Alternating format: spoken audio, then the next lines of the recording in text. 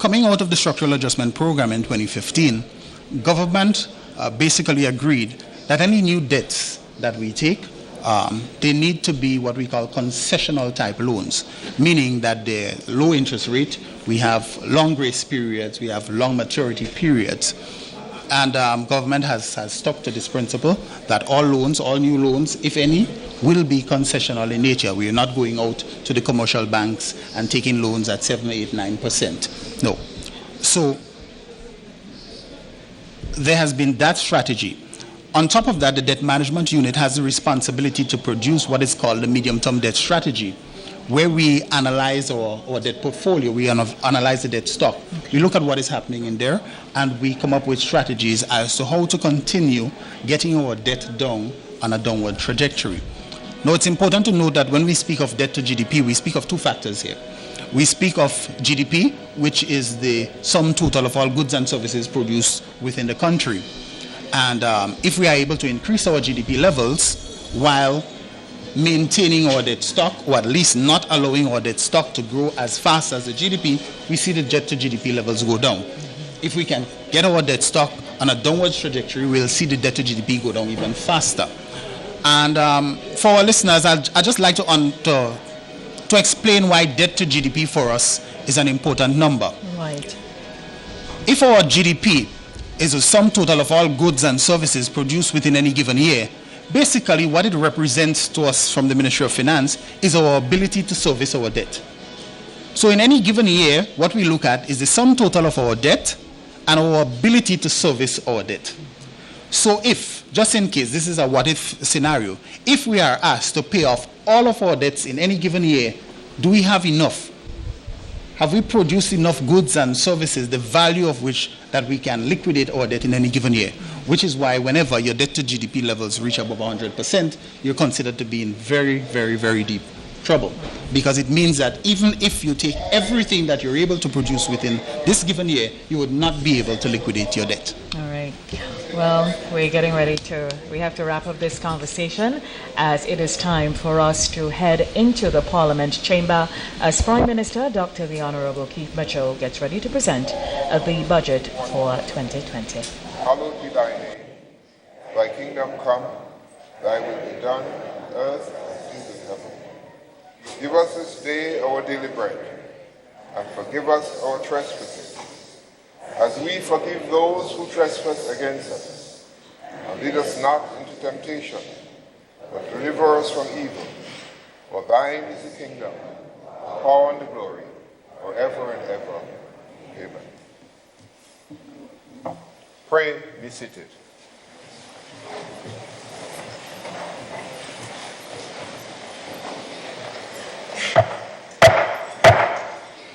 Honorable members, this House is now in session.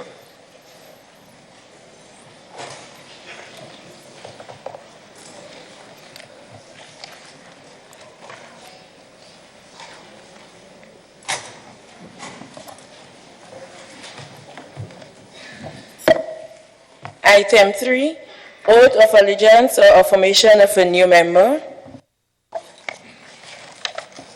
Item 4, confirmation of minutes. Leader of Government Business. Thank you, Mr. Speaker. Mr. Speaker, I beg to move that the minutes of the proceedings of the ceremonial state opening of the third session of the 10th Parliament held at the Parliament Chamber, Mount Wales, St. George's, on Friday, 4th October 2019, be taken as read. Honorable members, the question is that the said minutes be taken as read. Those who have that opinion say aye. Aye. Of the contrary opinion say nay. I think the ayes have it. The ayes have it. Leader of Government Business. Thank you, Mr. Speaker. Mr. Speaker, I beg to move that the said minutes of the proceedings of the ceremonial state opening of the third session of the 10th Parliament held at the Parliament Chamber, Mount Wales in St. George's on Friday, 4th October 2019 be confirmed. Honorable members, the question is that the said minutes be confirmed. Those who are of that opinion say aye. Aye. Of the contrary opinion say nay. I think the ayes have it. The ayes have it. Leader of Government Business. Mr. Speaker, I beg to move that the minutes of the proceedings of the special sitting of the House of Representatives held at the Parliament Chamber, Mount Weldale, St. George's on Monday, 28th October 2019 be taken as read.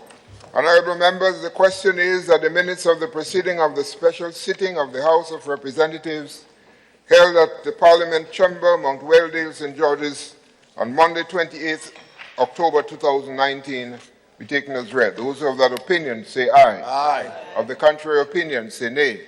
I think the ayes have it. The ayes have it. Leader of Government Business. Thank you, Mr. Speaker. I beg to move that the said minutes of the proceedings of the special sitting of the House of Representatives held at the Parliament Chamber, Mount Weldale, St. George's on Monday, 28 October 2019 be confirmed. Honorable members, the question is that the said minutes be confirmed. Those who are of that opinion say aye. Of the contrary opinion say nay. I think the ayes have it. The ayes have it. Leader of Government Business. Thank you, Mr. Speaker. I beg to move that the minutes of the proceedings of the special sitting of the House of Representatives held at the Parliament Chamber, Mount Weldale, St. George's on Friday, 8th November 2019 be taken as read. Honorable members, the question is that the minutes of the proceeding of the special sitting of the House of Representatives held at the Parliament Chamber, Mount Weldale, St. George's on Friday, 8th November 2019 be taken as read. Those of that opinion say aye. Aye. Of the contrary opinion say nay. I think the ayes have it. The ayes have it.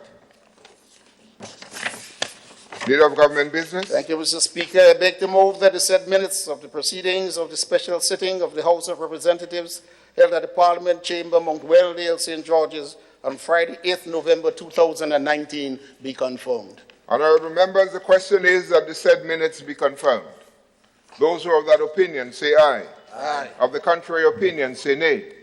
I think the ayes have it. The ayes have it.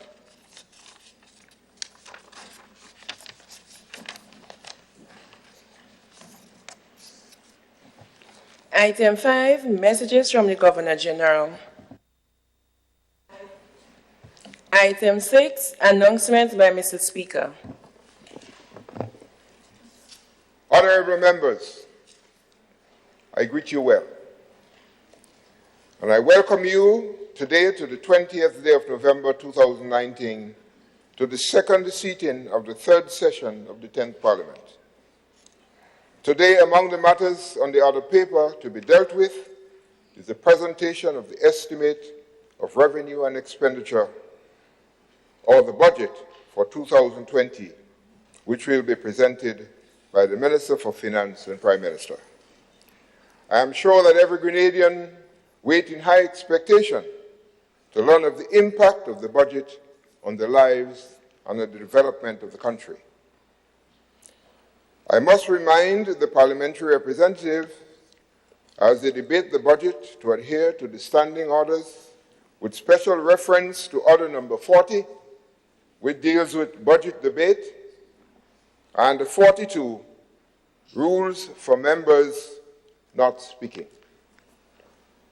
At the same time, I want to urge that all cell phones carried by persons in the gallery be turned off, so that we would have no interference, or during the session, no taking of photographs or anything like that. So please turn them off. May the grace of God be with us all. Thank you. Item 7, presentation of petitions. Item 8, presentation of papers and reports from select committees. Leader of Government Business. Thank you, Mr. Speaker. Mr. Speaker, I beg to move that the following papers be laid on the table. 1. Annual report of the Grenada Development Bank, GDB, for the year ended 31st December 2018. 2. Report of the Director of Audit and the financial statements of the Grenada National Coalition on the Rights of the Child, GNCRC, for the years ended 31st December 2017 and 2018. 3. Report of the Director of Audit Grenada and the resources managed for the period 1st January 2018 to 30th September 2018 by the Project Coordination Unit within the Ministry of Finance Safety Net Advancement Project, SNAP. 4. Report of the Director of Audit Grenada on resources managed for the period 1st January 2018 by the Project Coordinating Unit within the Ministry of Finance for the Caribbean Regional Communications Infrastructure Program, CACIP, and the income and expenditure for the accounting period ending 31st December 2018. 5. Report of the Director of Audit Grenada on resources managed for the period from 1st January 2017 to 30th November 2018 by the Project Coordinating Unit within the Ministry of Finance, Eastern Caribbean Agency, Energy Regulatory Authority, etc. 6. Annual Report, Office of the Ombudsman for the period 1st January 2018 to 31st December 2018. 7. GAFIN, Report of the Supervisor of Insurance for the year ended 31st December 2018. 8. Report of the National Insurance Board, NIB, for the year ended 31st December 2018. 9. Office of the Ombudsman 2020 Budget and Plan. 10.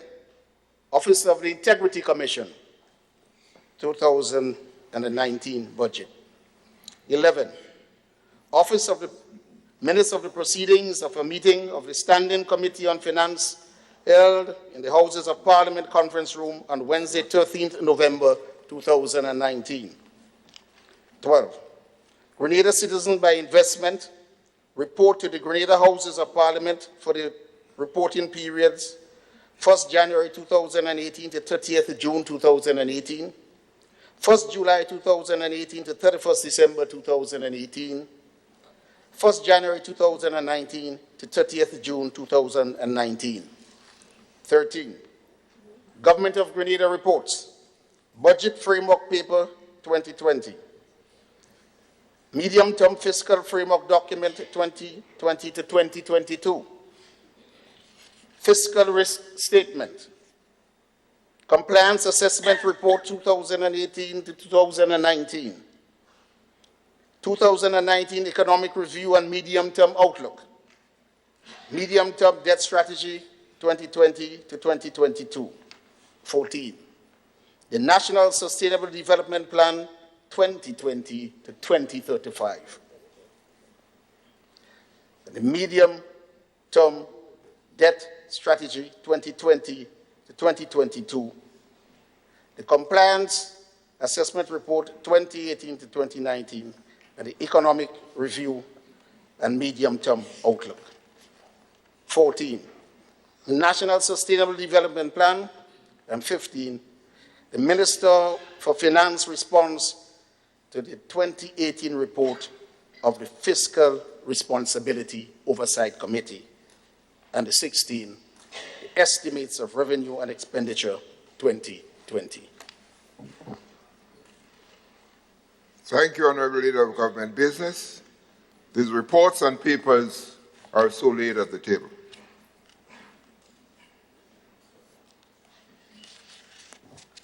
Item 9, unopposed private business. Item 10, questions. Item 11, urgent questions under the provision of Standing Order Number 20. Item 12, statements by ministers. Item 13, personal explanations. Item 14, motions. Leader of Government Business. Thank you, Mr. Speaker.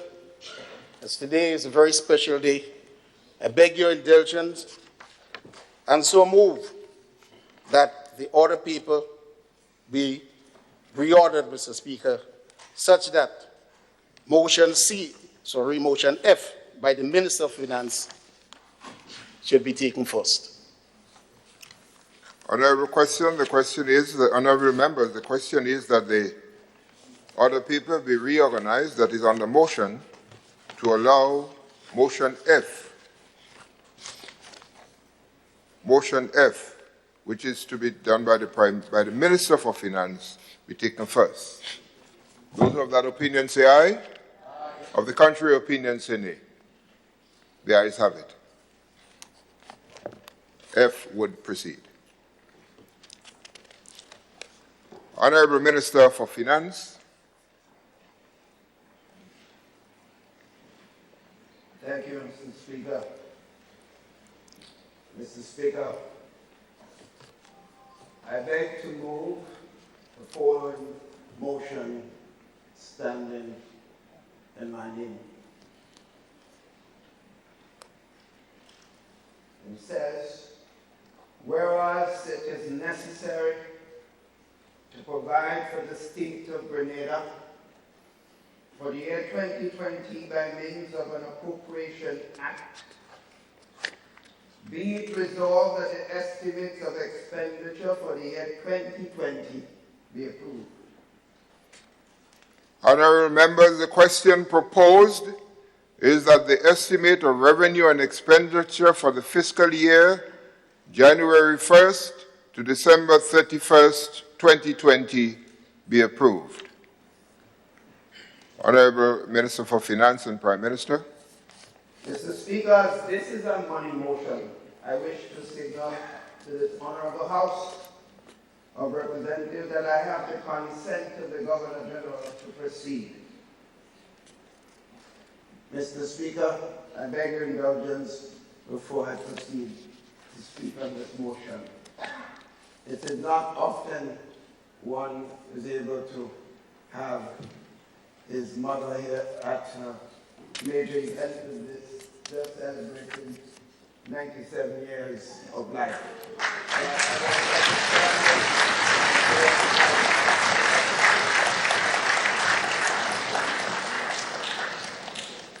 Mr. Speaker, I wonder why I have so much blessings.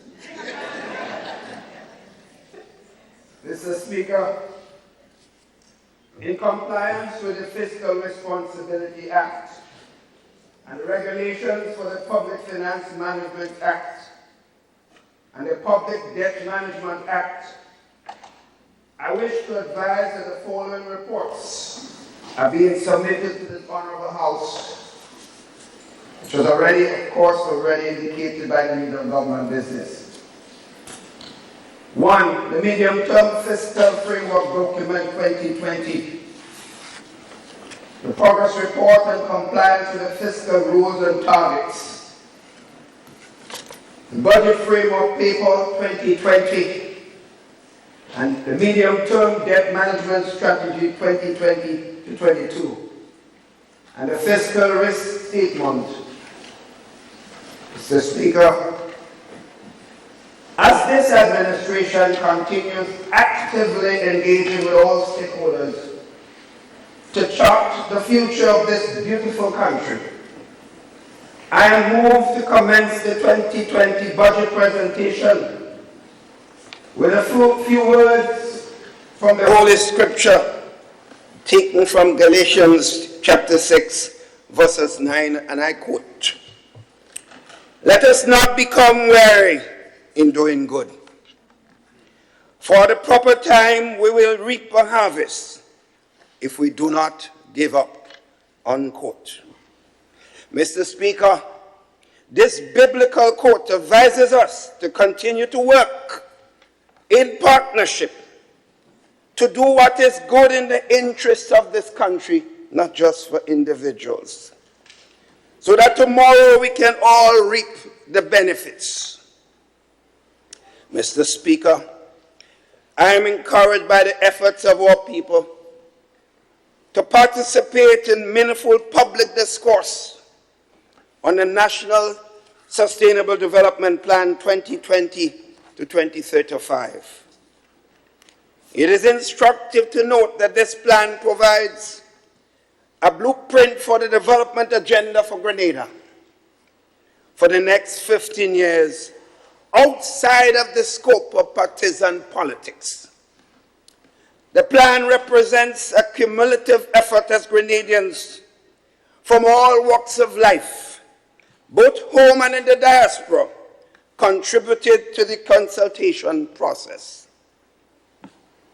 Achieving this vision enshrined in that plan, Mr. Speaker, requires a number of critical actions, namely putting the people at the center of development and transformation, creating a vibrant, dynamic, competitive economy with supporting climate and disaster resilient infrastructure, and promoting environmental sustainability and security. Mr. Speaker, in October, while delivering the throne speech in this honorable House, Her Excellency the Governor General eloquently pronounced that the overreaching focus of the government will be to commence the implementation of the National Sustainable Development Plan. Having developed the plan with the engagement of the people, it is incumbent, Mr. Speaker, on government to design operational plans, programs, and policies that would ensure the goals of the plans are achieved. As such, Mr. Speaker, the theme chosen for the 2020 budget, and I quote, "Towards Vision 2035, empowering our communities, growing our economy, protecting our environment, and strengthening our institutions." Mr. Speaker, this is a deliberate choice intended to adequately capture the priorities of the government at this time. It is also in full acknowledgement of the fact that while we are experiencing consistent economic growth, our management efforts must be strategic, or we run the risk of jeopardizing the economic gains being made. Mr. Speaker, the priorities enshrined in the 2020 budget are framed within the context of the government's medium-term agenda, which captures the essence of the National Sustainable Development Plan in a 3-year cycles. Mr. Speaker, with this introduction, I want to turn your attention to the economic developments globally, regionally, and locally to provide a context of this budget. Global economic performance and prospects. Mr. Speaker, according to the International Monetary Fund, the World Economic Outlook report released in October 2019, the global economic upswing, which started in 2017, as it says, lost momentum during the second half of 2018 and into 2019. The subdued global expansion, Mr. Speaker, was underpinned by several factors, most notably the rise in trade tensions that negatively affected business and consumer confidence in some of the most powerful countries, and the tightening of the financial market conditions that affected emerging market economies and, by extension, the global economy. Consequently, Mr. Speaker, the IMF projected that the global growth would decelerate to 3% in 2019 from 3.6% in 2018, before edging back up to 3.4% in 2020. Regional economic performance and prospects. Mr. Speaker, regionally, the average gross domestic product growth in the independent countries of the CARICOM community, CARICOM, is projected to accelerate to 2.7% in 2019, to 8.8% in 2020, largely driven by the oil finds in Guyana. In the Eastern Caribbean currency, ECCU, that's our area, the average growth is estimated at 4% in 2019 and is projected to decelerate to 3.6% in 2020. The rehabilitation activities in Dominica, especially in 2019, and tourism activities in other member countries underpin the relatively robust average growth rate estimated in 2019. While the projected slowdown in economic activity in 2020 largely reflects the softening economic conditions forecasted for the economies of the ECCU member countries. Domestic economic performance and prospects. Mr. Speaker, Grenada continues on the path of positive growth.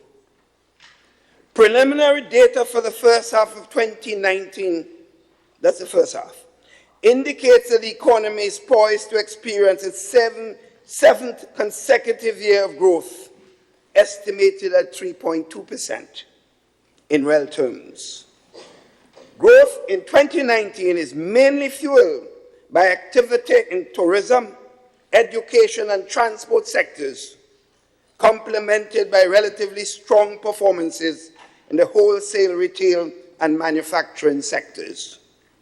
It is anticipated that Grenada's growth rate in 2020 would trend above the ECCU average. And Mr. Speaker, that will become clear before I end this presentation. Mr. Speaker, it is without doubt that the impact of this growth is being felt by all Grenadians. You would recall that when this government took office in 2013, the unemployment rate was over 40%. Mr. Speaker, data collected for the first quarter of 2019 labor force survey indicate that the unemployment rate fell to 15.2%. The average inflation, Mr. Speaker, as measured by the Consumer Price Index, remains subdued in 2019 at estimated at 1%. Fiscal performance. Mr. Speaker, Grenada's fiscal position continues to be strong, with an expected primary surplus after grants of 6.8% of GDP at the end of 2019.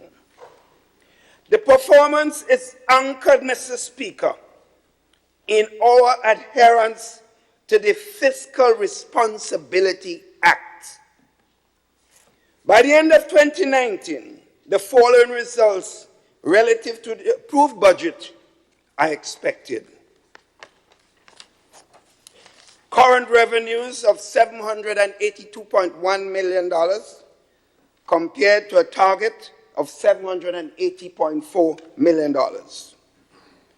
Grants expended, Mr. Speaker, and that's important, $98.1 million compared to $183.7 million received.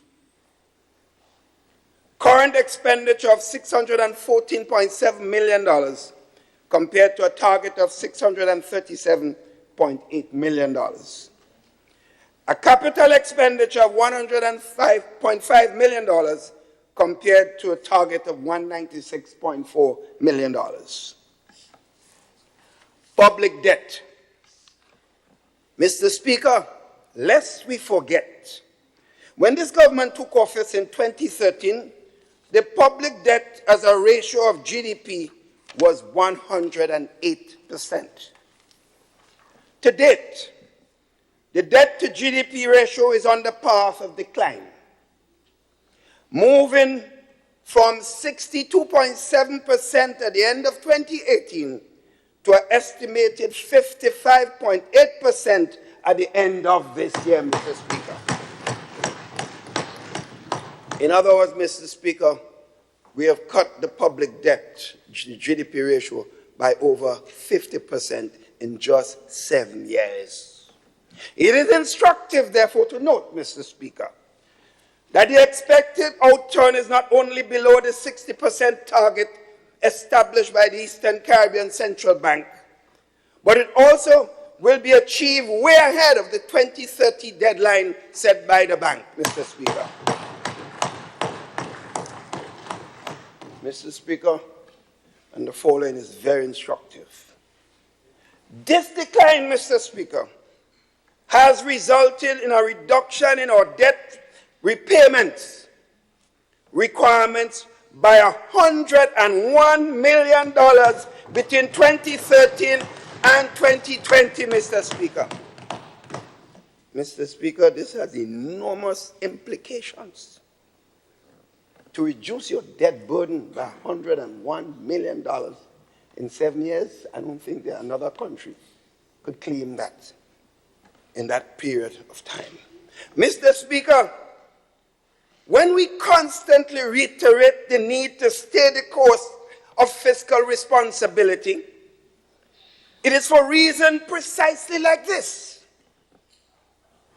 The reduction in repayment obligation, Mr. Speaker, reduces the burden on future generations, and it creates the space needed to advance the developmental programs that would keep this nation on the path of growth and development.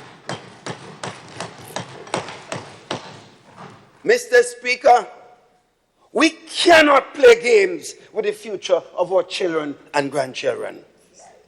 Oftentimes, I am shocked by the flippant remarks made about amending the fiscal responsibility law merely to accommodate the demands made by some persons. It's not about us, Mr. Speaker. It's about this country's future. Mr. Speaker, Grenada is deriving too many benefits from being fiscally prudent to alter that course for any group. I encourage all Grenadians to pay close attention to the numerous benefits Grenada stand to lose if we forgo fiscal prudence. Mr. Speaker, having the international, regional, and local context that sets the tone for the country's 2020 budget, I wish now to turn my attention to estimates of revenue and expenditure. Budget and financing summary. Mr. Speaker, the 2020 estimates of revenue and expenditure provide for total expenditure, including principal repayments on public debt, of $1,146,010,705. And Mr. Speaker, I say a real billion. The budget is summarized as follows. 1, recurrent revenue, $786.2 million. Recurrent expenditure, $633.7 million. Current account surplus, $152.5 million. Capital expenditure of $225.3 million. Primary surplus after grants, $212.8 million. And an overall surplus after grants, $145.8 million. The principal repayments and amortization is $287 million.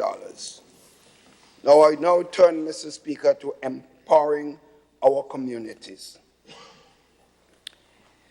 Mr. Speaker, government regards empowerment as a key pillar of long-term development and has therefore adopted a multi-pronged approach in empowering the people of our country. Empowerment through education. Mr. Speaker, government recognizes the value of education as a building block for the sustainable development of this country. Through capacity building for teachers, principal and education officers, we expect to see a significant improvement in the delivery of education services across the country. And we can feel the temperature rising already. Mr. Speaker, government will continue investing in our educators in 2020 because we understand too well that the benefits to workers in the various sectors of the public service should not merely take the form of periodic wage increases.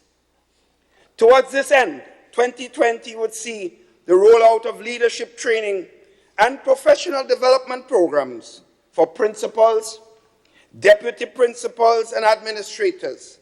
Prospective teachers will also benefit from pre-service training.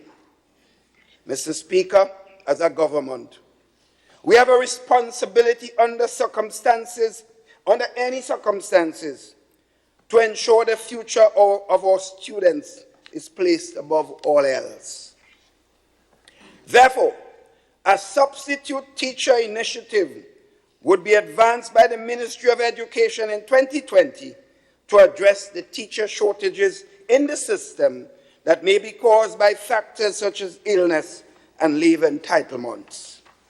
Mr. Speaker, the efficient and effective management of any system requires clear lines of accountability. Plans are therefore on foot to introduce extensive monitoring and evaluation mechanisms, as well as accountability measures for management at the school level by the Ministry of Education. Mr. Speaker, in 2020, government will also pilot an e-book platform initiative in some secondary schools as part of a new technological approach to learning. Anchored on this improved digital platform, this initiative will be a precursor to the wide-scale provision of tablets. Now we're ready for tablets for students throughout the length and breadth of this country. Before that, you become a toy. Mr. Speaker, these efforts at capacity building and education sector modernization must be complemented by the efficient and effective maintenance of our schools' infrastructure to support service delivery. We have therefore introduced 19 school maintenance projects with a budgetary cost of $3 million. Further, 3 zonal maintenance supervisors have been appointed to oversee the maintenance of schools. Their efforts will be supported by the institution of a school inspection protocol. Mr. Speaker, reading must be seen as a fundamental part of learning, and through the support of a major private sector-led initiative, Grenada Schools incorporate its name. 28 primary schools across the country have new libraries. To date, they have spent over $9 million on this invaluable initiative, and we must commend this private sector holders for their initiative in this important undertaking. I didn't ask for their names, so I didn't want to state it without their knowing. We are happy to note that many more schools are earmarked to benefit from similar facilities under this project. Mr. Speaker, empowerment through youth development. Government has taken a strategic approach to this, identifying various programs to target specific strata of the youth population. 1, Empower. One such program is the Empower, which provides opportunities for unemployed males in the area of small business support through grant financing or access to further training at T.A. Marshall Community College or certified skills training centers. Mr. Speaker, in 2019, 350 of the nation's unemployed young people benefited from this program. 70 of them have created sustainable development activities for themselves. It has proven to be a valuable turning point in their lives. Youth in agriculture. Mr. Speaker, government is actively stimulating the interests of our young people in the agricultural sector, and at least 100 young men and women have been identified to participate in a Youth in Agriculture project. The allocation for this project is $300,000, and it will get underway in January 2020. 4 government estates in Grand Bacolet, Granbra, Lara, and Pointsfield will be utilized for different activities in that sector. The New Imani program. Mr. Speaker, The new Imani program, one of the cornerstones of our youth empowerment initiatives, continues to provide valuable apprenticeships and scholarship opportunities for our nation's youth. I point to the success of Anderson Peters, who was one of the persons that went through that important program, Mr. Speaker.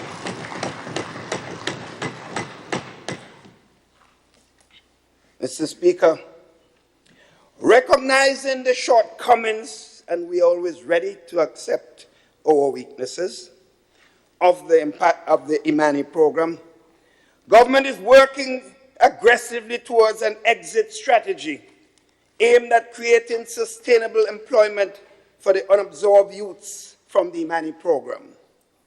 We have listened to the voices of our youths who have suggested transforming the program to offer more skill-based exposure to trainees, to better prepare them for the job market and for self-employment. Therefore, work on the skill-based approach and its alignment to national needs has commenced. In 2019, government expended $22.2 million on the program. And with the restructuring and reallocation, 2020 will now see an expenditure of $17.8 million. Empowerment through targeted interventions. Mr. Speaker, there are many among us who are not able to provide for themselves. And it is our duty to ensure they are not forgotten.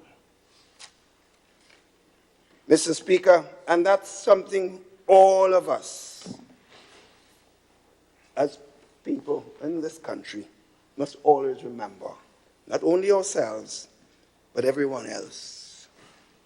Therefore, government has initiated a number of strategic interventions to support the less fortunate. The Needy Assistance Program is one such program, Mr. Speaker. This program is designed to provide medical support to vulnerable families with no medical insurance, and also assistance with surgeries, eye care, medication, and also other support services, which include reallocation support for abused women and other persons in our society who may need to be rescued. Mr. Speaker, the SEED program. Government is committed to ensuring a decent standard of living for those who are vulnerable. As such, $18 million was spent in 2019 to support families with little or no income and who have chronically ill or special needs persons in their household. This year's 2020 budget will see $14.3 million allocated. Uniform and transport allowance. Mr. Speaker, many vulnerable families in this country are blessed with highly capable kids who simply need an opportunity to succeed. As a parliamentary representative for 3 decades and counting, I have heard numerous stories of mothers who have to ration how and when they send their children to school. Do you imagine that? Mr. Speaker, in good conscience, this government cannot and will not ignore the needs of those vulnerable families.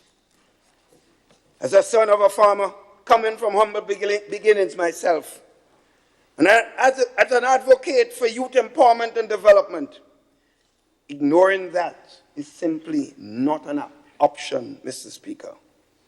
In 2019, 12,000 students benefited from the uniform and transport allowance to the tune of $2 million. This year we have increased it to $2.2 million. University Tuition Assistance Program. Mr. Speaker, any Grenadian attempting to advance themselves by pursuing higher education has the potential to impact positively on this country. Essentially, it is a plus for Grenada. Government is therefore committed to providing tuition assistance, I must make the point, to students who have not received a scholarship and cannot afford the tuition fees, or at least some of it. In 2019, 243 students attending St. George's University and other regional and international institutions benefited from this program at a cost to the state of over $500,000. We have again budgeted $500,000 in 2020. The house repair program, these are all targeted interventions, Mr. Speaker, I remind us. Mr. Speaker, among all the social programs, there is a high level of demand. The highest level of demand, I should say, is in the case of house repair for the vulnerable members of our society. All parliamentary representatives have reported receiving numerous requests that they cannot meet from their constituents. Faced with this significant demand, we have increased the combined allocation for the housing assistance, home improvement, and soft loan programs to $15 million. Mr. Speaker, I may add, this is still not enough, but we are doing the best we can in the face of demands for budgetary allocation in other areas. Mr. Speaker, affordable housing. Government remains, Mr. Speaker, resolute in its commitment to address the ever-increasing demand for safe and affordable housing. Work is progressing well on the housing projects, and the Chinese donated housing projects in the parishes of St. Mark's, St. David's, St. Patrick's, and St. George's, and in the sister isle of Carriacou. These projects, which would add 647 units to the country's housing stocks, are slated for completion in 2020. A total of $161,640,644 have been invested into these units and accompanying infrastructure and amenities such as roads and electricity.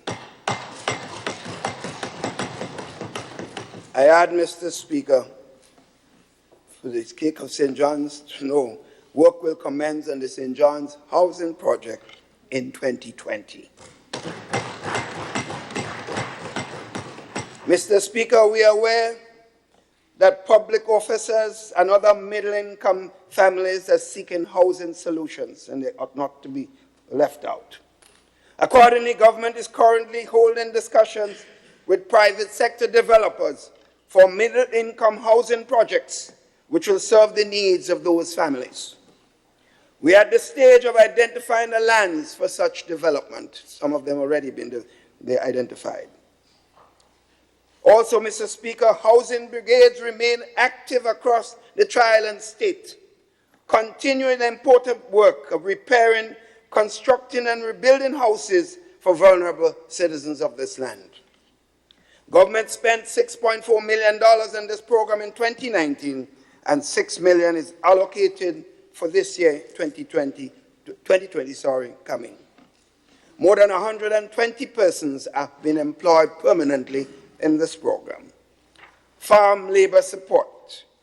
Mr. Speaker, this program is directly linked to the food security of this nation, and in some cases empowers farmers to be even more productive.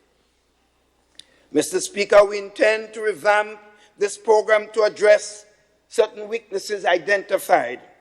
In 2020, it will begin. The allocation for this program is $1 million. Special projects.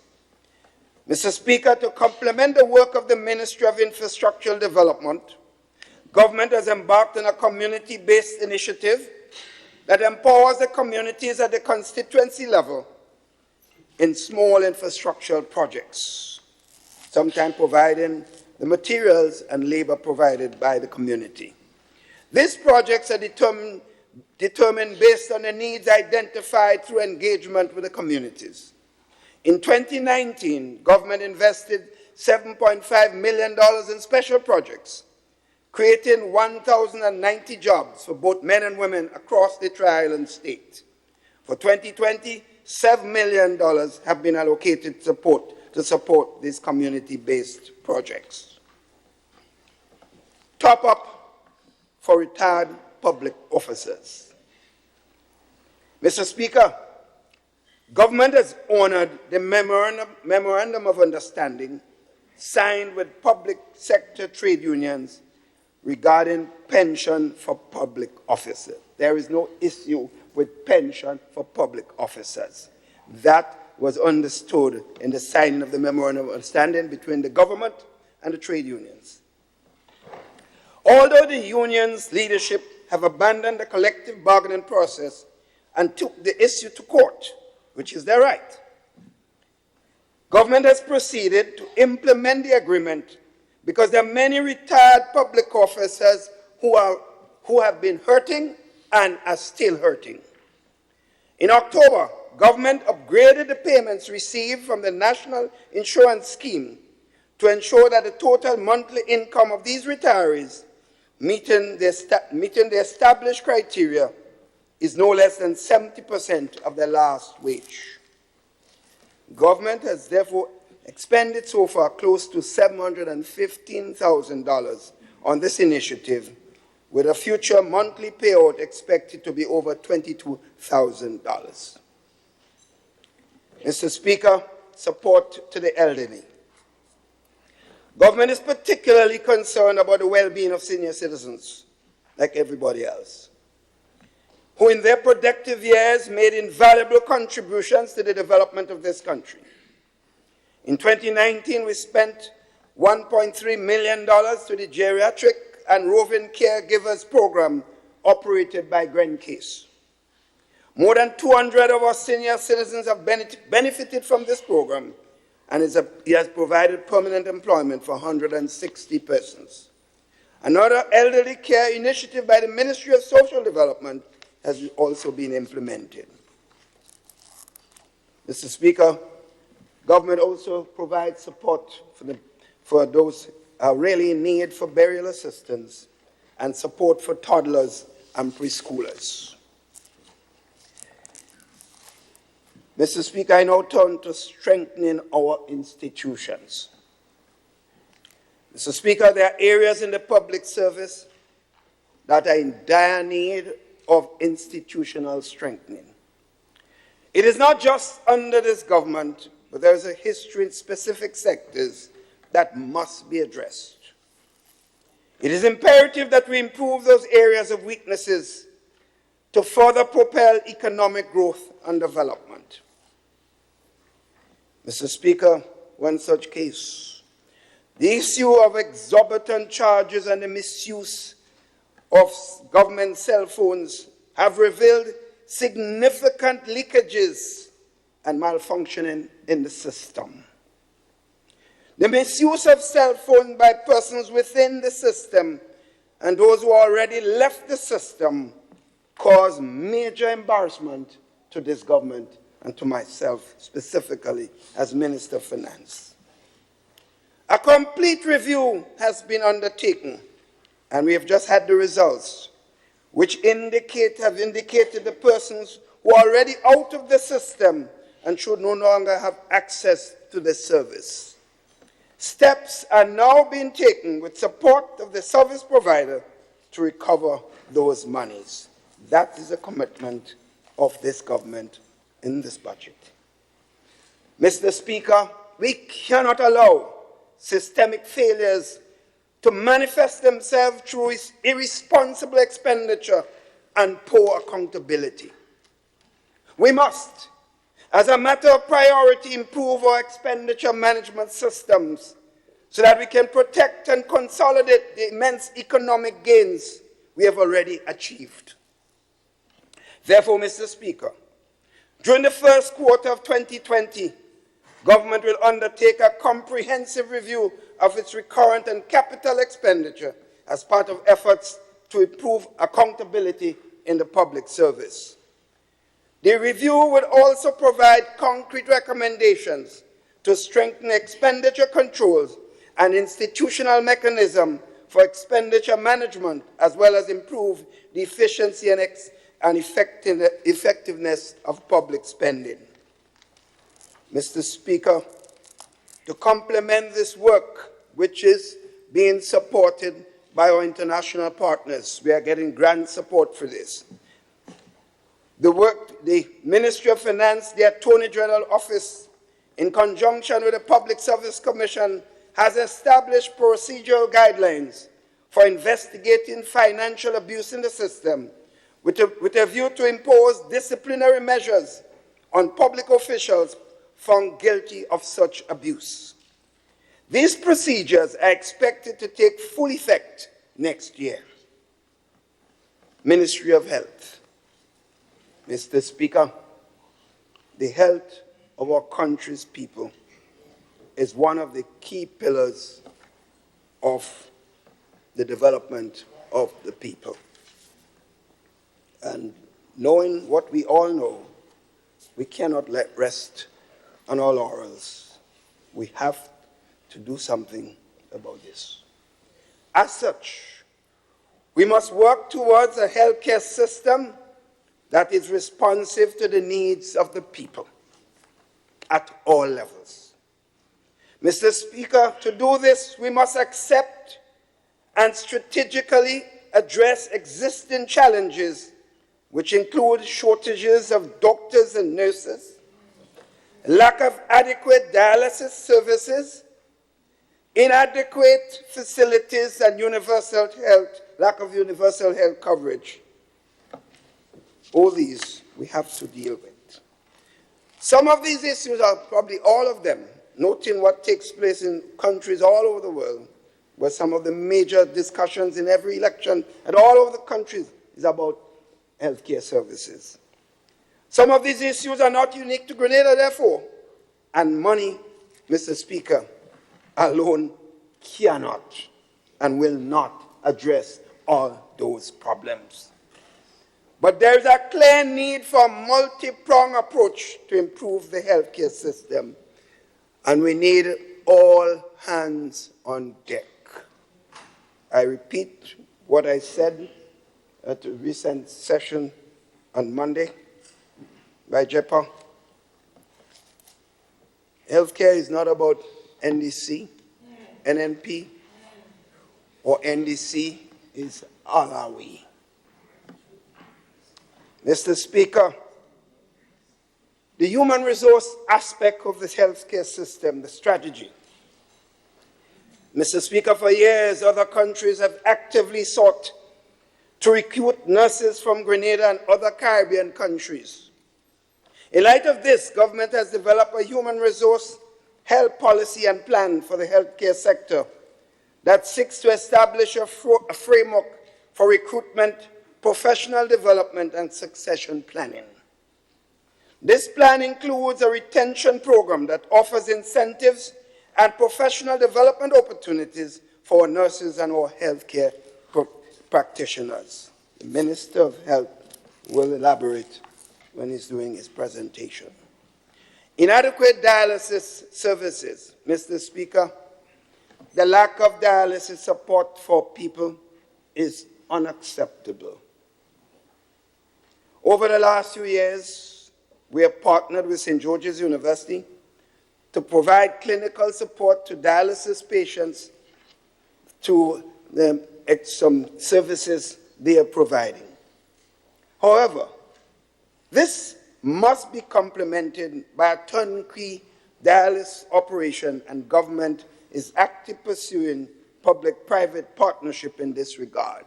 The Minister of Health will elaborate on a specific proposal which should get going very soon. Mr. Speaker, this one touches me personally because I've had so many people over the years coming to me were unable to pay for the dialysis services, and seeing them deteriorate in front of my eyes and giving them just what I can afford made me feel guilty, knowing that they were dying slowly This is a responsibility for all of us, particularly when I was in opposition and had less able to help.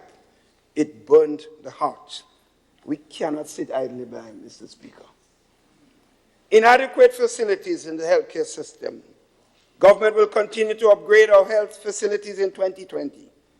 In addition to the refurbishment and retrofitting work already undertaken at some health facilities, including the Grand Anse Medical Station, the Melville Street Health Center, and the Vincennes Medical Station, several other facilities will receive similar upgrades in 2020 under the OECS Regional Health Project. Additionally, phase 2 of the General Hospital will now be getting ready to be opened. Occupancy for this new building is scheduled to begin in early 2020. Mr. Universal health coverage. Mr. Speaker, in 2019, the ministry continued work on the health finance initiatives aimed at achieving a system of universal health coverage as outlined in the Sustainable Development Goals. Roots have been taken there, Mr. Speaker. In this regard, the deliveries for the first phase of the National Health Insurance Project have been completed. The second phase, which will develop the implementation plan to institutionalize such coverage, is expected to commence before the end of the year. Government has already contracted the Miami-based firm, Joint Independent Provider Association, JIPA, to complete the process of development for the implementation of the National Health Insurance Program, and this project is valued, could cost as much as $1.5 million. Mr. Speaker, the Ministry of Health, with the support of the European Union, has completed an assessment of the primary health care policy and implementation plan to develop a monitoring and evaluation framework for primary health care. That framework is expected to strengthen systems for program evaluation and evidence-based decision-making for health sector planning and program implementation.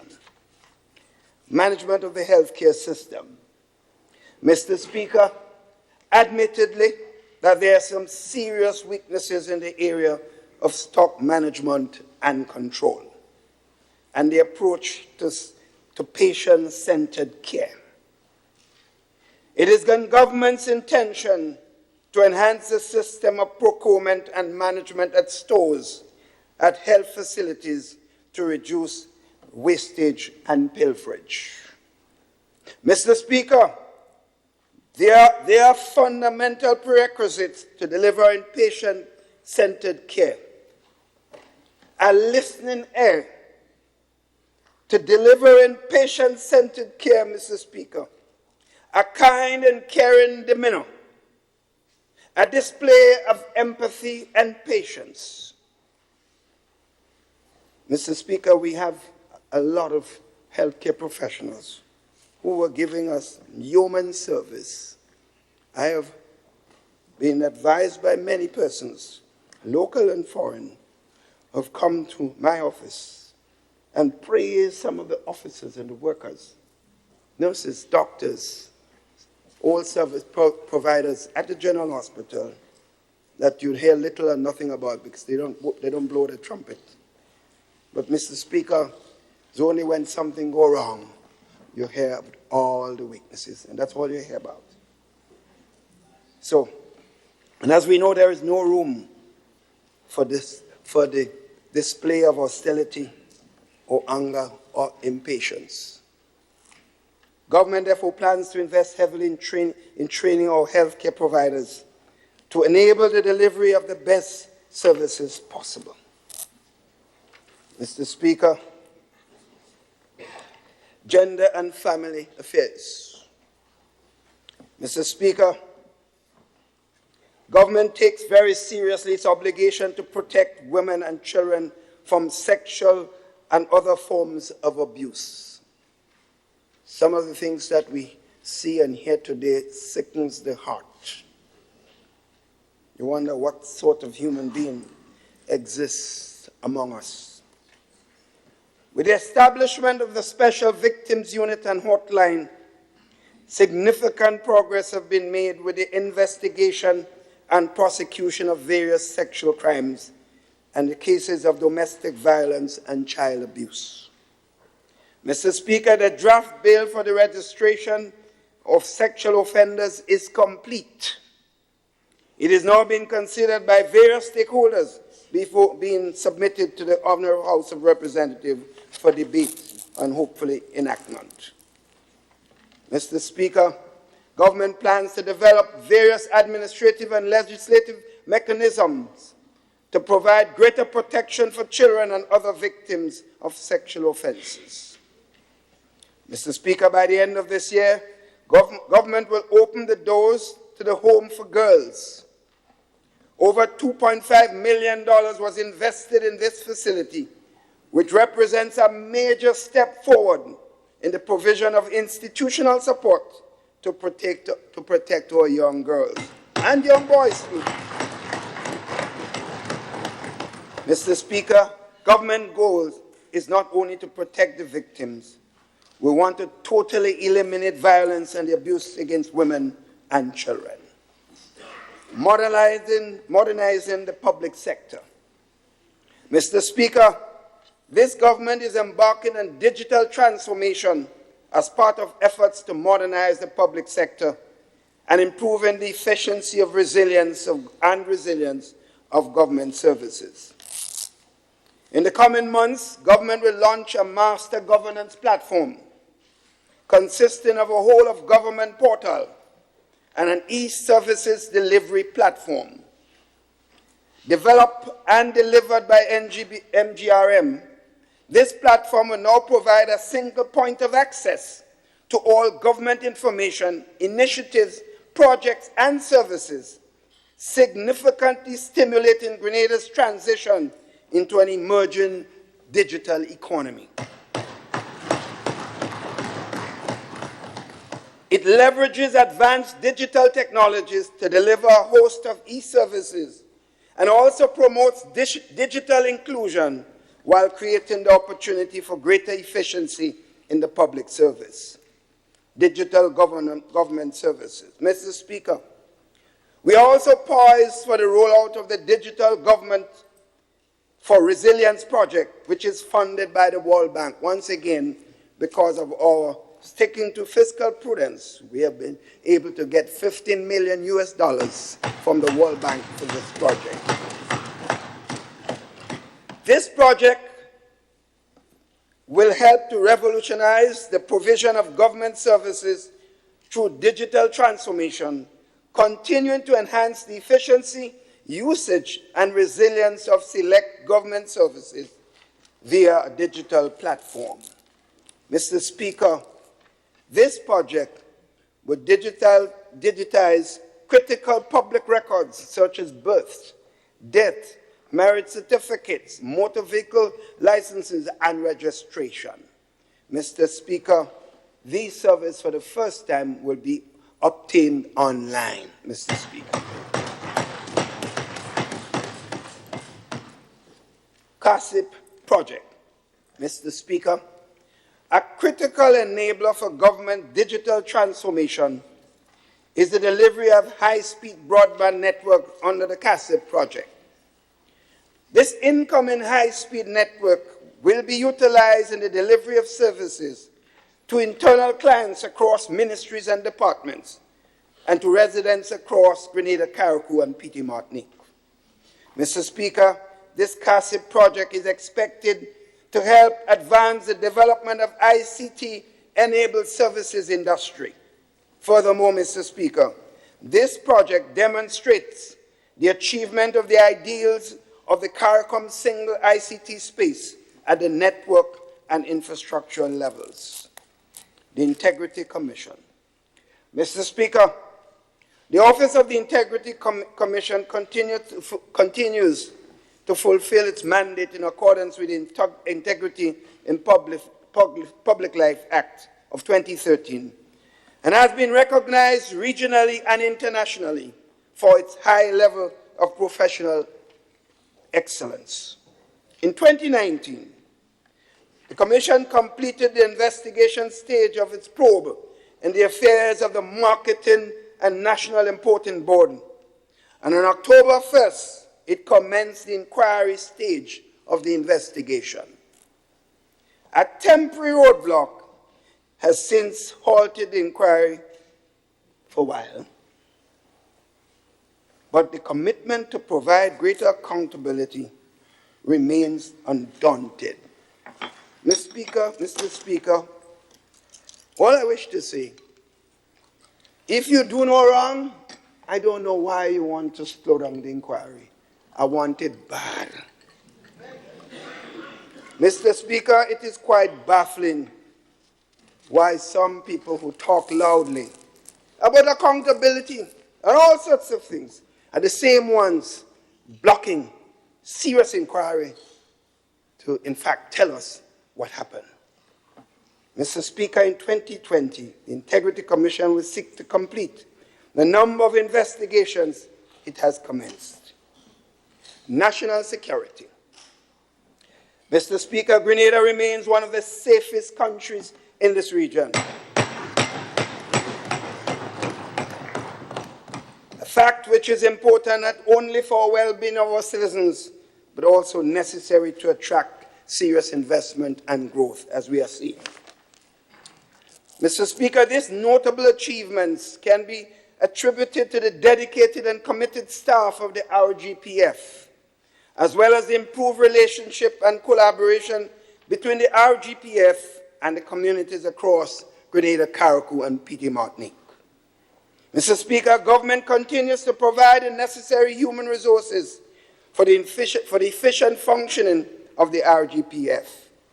58 new police officers were recruited in 2019, and 60 more will be added before the end of the year. Mr. Speaker, the RGPF must be commended for its exemplary work. Special mention must be made of the drug squad for the historic seizures of 416 kilos of cocaine valued at $41 million recently. Mr. Speaker, this in addition to many other seizures that they had. Mr. Speaker, I must also commend the officers within the Immigration and Passport Division for the excellent service they provided as frontline ambassadors to this country. Their dedication to duty and willingness to go above and beyond was demonstrated recently when faced with a significant increase in passport applications, receiving over 350 applications per day, compared to the normal average, about 40. And they did so without compromising the quality of service. Mr. Speaker, I now turn to growing our economy. Small business development among the initiatives. Mr. Speaker, government remains committed to supporting the development of small business sector to further stimulate economic growth. Support continues to be channeled through the Small Business Development Fund, the local loan, hotel loan facility, business services support, and trade readiness for small businesses. Mr. Speaker, the Small Business Development Fund is supported by government to provide soft loans to small businesses at the GDB. The fund has led to the creation of 517 new businesses and 748 existing businesses in the fishing, agriculture, tourism, and retail sectors have also benefited. Mr. Speaker, 1,514 jobs have been positively affected, 661 of them being new jobs.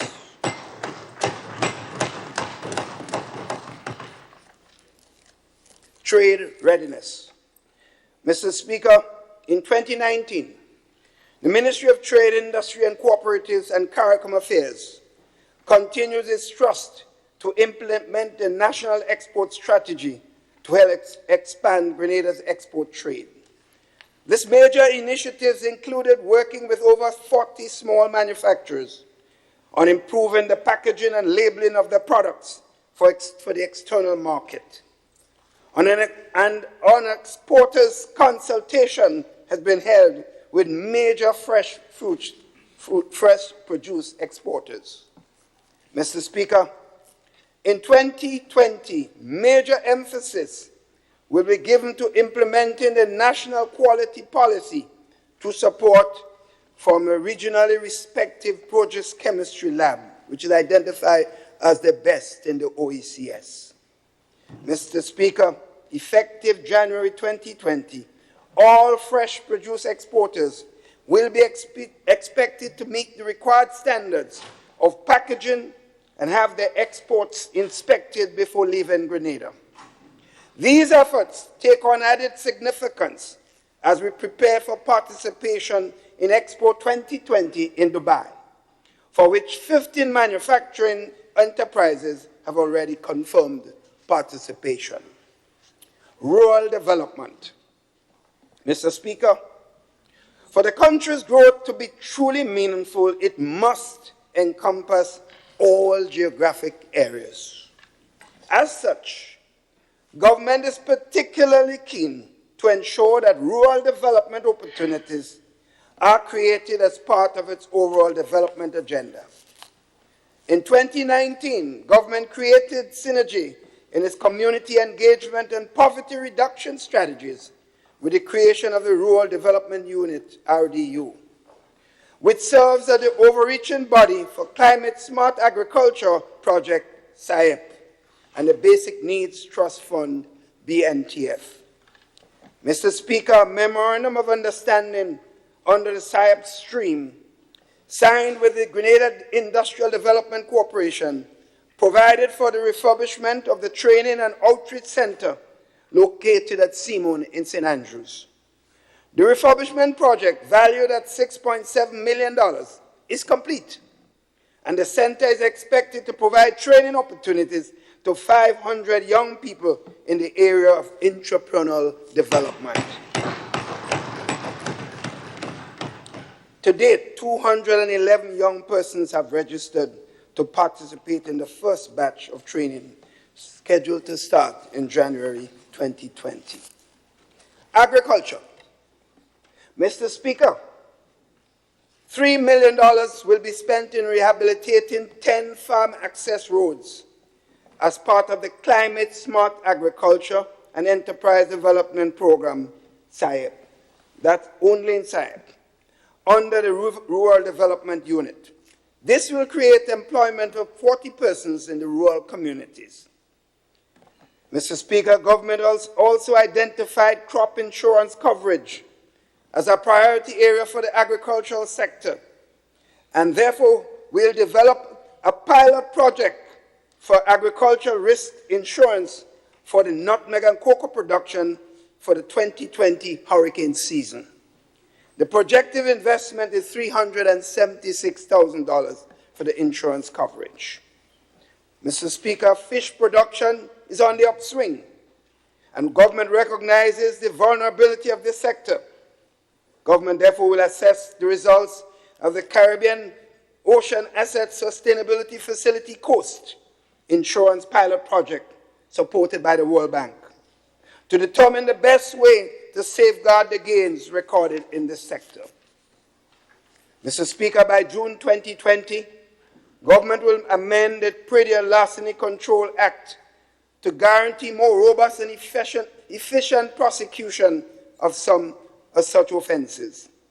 A 24-hour Predial Larceny Prevention Hotline would also be commissioned in 2020, enabling persons to report the theft of agricultural produce and livestock.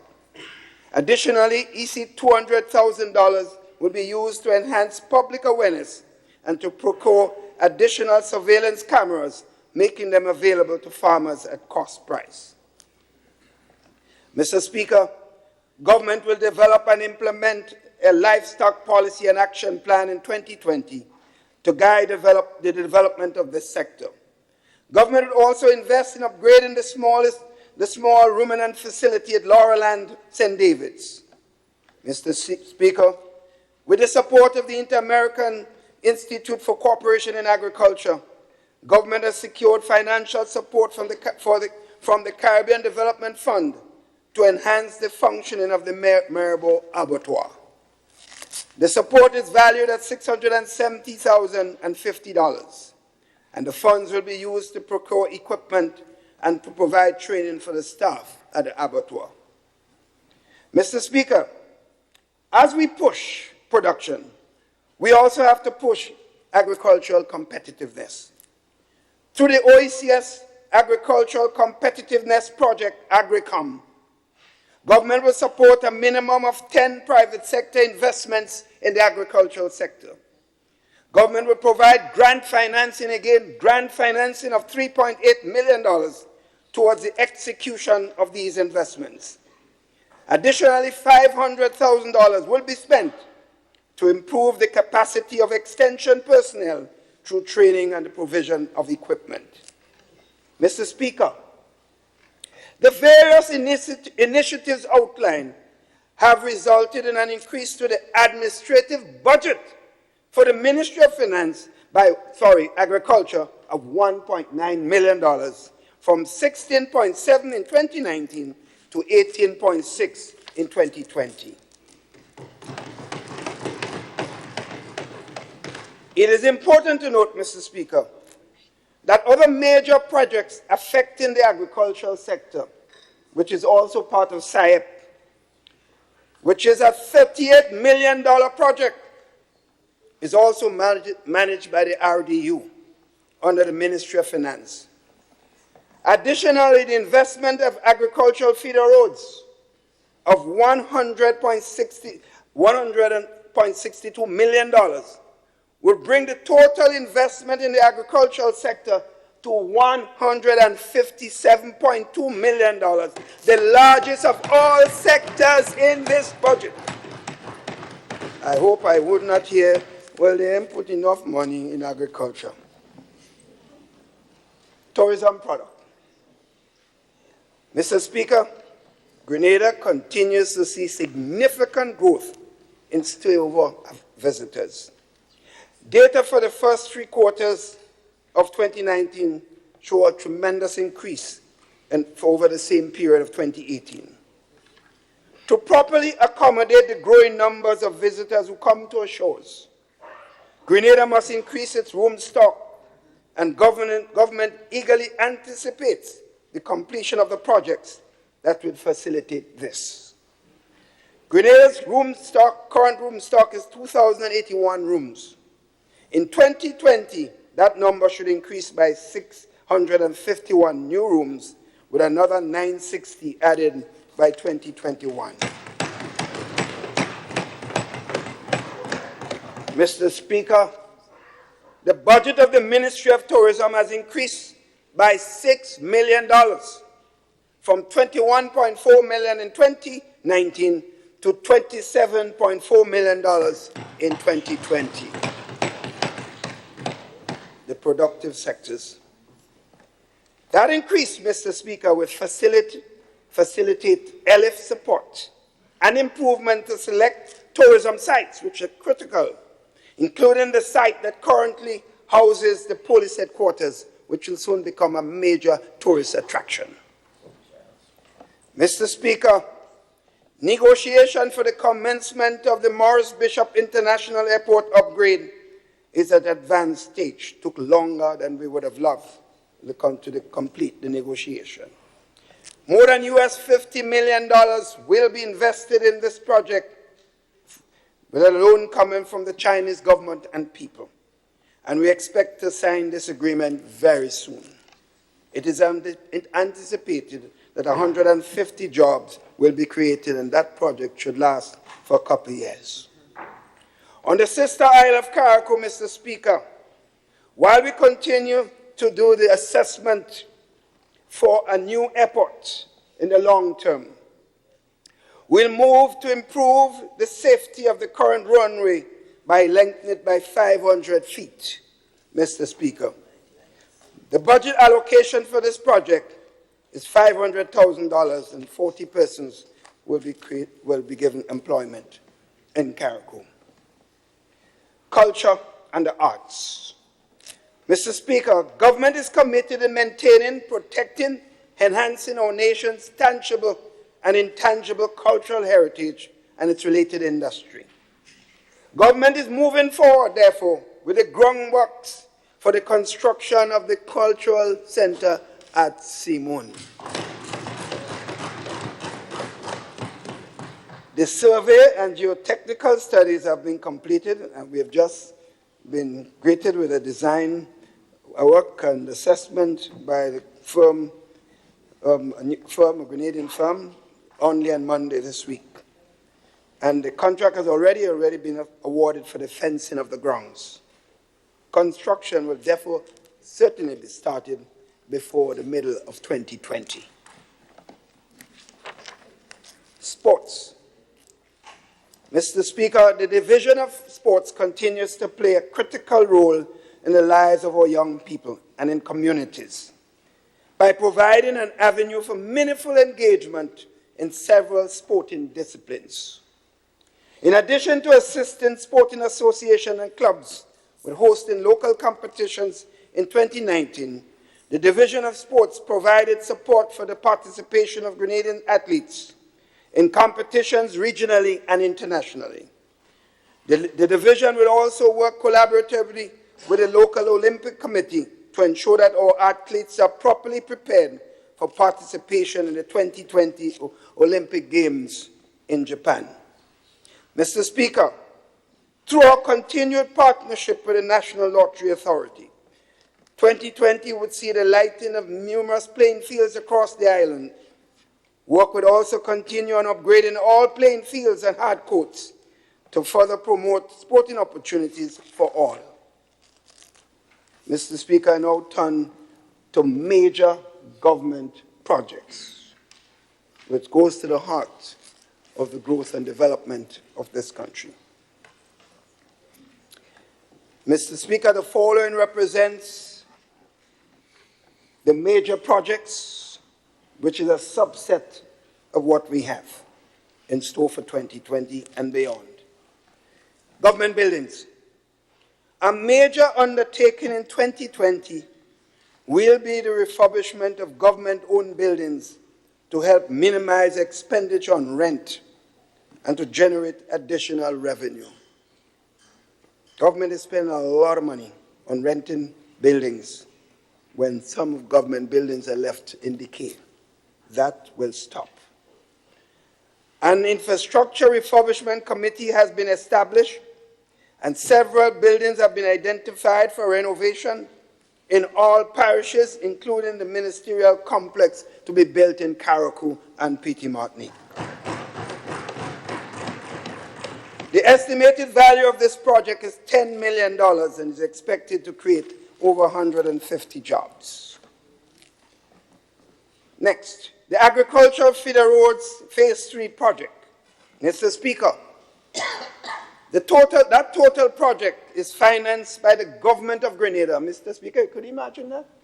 The government of Grenada is financing a project for $37.71 million US, which works out to be $100.62 million. This project could only have been done because of the soft loans that were given to by IDA because of staying the course and ensuring that we have fiscal prudence and keeping the Fiscal Responsibility Act, the only country in the Caribbean that have been able to access such loans. And I repeat, Mr. Speaker, it's a 40-year loan, 0.75% interest, and 10-year grace, Mr. Speaker. Component 1 involves rehabilitation of 20.25 kilometers of road, including bridges and other infrastructural activities. Some of the roads are Clarbany Road, Munich to Bacalet Bridge, Limley Road, Upwitut to Primrose, Brothers Road, Willis to Constantine Road, and several others, Mr. Speaker. Component 2 involves the rehabilitation of 24 0.06 kilometers of road, including bridges and other infrastructure. And that includes Cherry Hill Road, the Bailey's Bacalet to La Pastora, Bellevue Road, Mondelez to Old Wester Hall, Flamingo Bay Road, Mango Road, Happy Hill to Mount Morris, among others. Construction will begin on Component 2 in March 2020 and is expected to create employment for over 250 persons. Next, Grenada Education and Enhancement Project, GEP.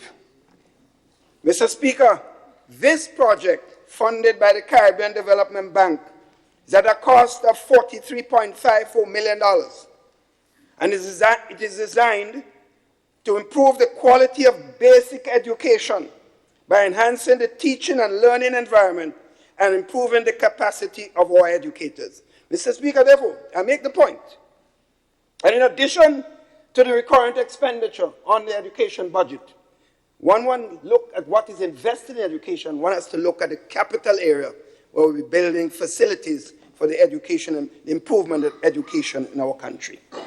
Several schools are earmarked to benefit from this rehabilitation and upgrading of the physical infrastructure.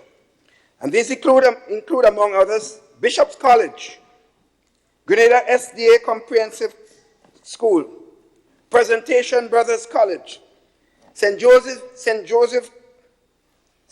Convent in St. George's and Grenville, both, J.W. Fletcher Memorial Secondary School, St. David's Catholic Secondary School to be rebuilt, the Grenada Christian Academy, and the St. Andrew's Anglican Primary School. Work on these schools will begin, some would start in December 2019, while others will begin in 2020. The employment opportunities for all the schools as they take shape in 2020 will be over 450 persons. Next, the Integrated Solid Waste Management Project. Mr. Speaker, these are not spy in the kind, Mr. Speaker. These are projects whose design have been done and ready to go. And some cases have started. Some cases are in the middle of completion. Mr. Speaker, the contractor for this project has been selected for the construction of a new landfill, which will begin in 2020 as part of the Integrated Solid Waste Management Project. EC $40.9 million project is intended to improve and sustain integrated solid waste management in Grenada, Carriacou, and Petite Martinique, and will create in excess of 400 jobs. This project is funded through a mix of grant, loan, and counterpart funds. The OECS Regional Health Project. Mr. Speaker, Grenada will use its allocation, which is $16.1 million of the OECS Regional Health Project. That's the OECS project, where I think is Dominica and St. Lucia, to invest in the upgrades of 5 facilities: the Monge Psychiatric Hospital, the St. David's Health Center, the Radhoun Center, and Phase 1 of the General Hospital would also be given some support. Work would also be undertaken to upgrade the public health laboratory at the General Hospital to achieve Tier 1 accreditation, to enhance country compliance with the international health regulations, and to strengthen the National Health Emergency Response Operating System. At least 100 jobs will be created by this project, which seeks to strengthen the capacity of the health systems to ensure the continuity of services following any extreme weather event. Natural Disaster and Rehabilitation and Reconstruction War of Extreme Rainfall Project. This project, Mr. Speaker, is funded by the Caribbean Development Bank through a loan of $23 million. Final designs were completed for slope stabilization areas in Brothers, Cloget, Grosse Pointe, Moran, Market Square, and Billet, and for the Brothers Bridge reconstruction. Construction will begin in the first quarter of 2020 and is expected to create over 150 jobs. Emergency operation centers in Grenada and Carriacou. Mr. Speaker, construction will begin early in 2020 on the Emergency Operations Centers, NABDA headquarters that is, and warehouses in Grenada and Carriacou. This project is funded by the U.S. Southern Command, and it is valued at $6.5 million and will include the installation of state-of-the-art communications equipment. About 100 persons will be employed on both project sites. The St. Patrick Road Rehabilitation and Upgrading Project. Mr. Speaker, this project will cost $27 million, and it's funded through a loan of OPEC, Fund for International Development. The scope of works entails the construction of 16 kilometers of road, including all bridges, drainage, and ancillary works. Section 1 is from Duquesne to Sitges, comprising 6.2 kilometers of road and 5 bridges. Section 2 from Pointsville to Montfendu, including 4 bridges and 2.13 miles of road. That project, Mr. Speaker, would last for 24 months and is expected to employ 280 persons. Construction is now ongoing on that project. The Western Main Road Corridor upgrade, Mr. Speaker. Mr. Speaker, the scope of works for the Western Main Road Corridor upgrade project has been finalized, long awaited. We have received 10 expressions of interest for the project, and these are currently being evaluated.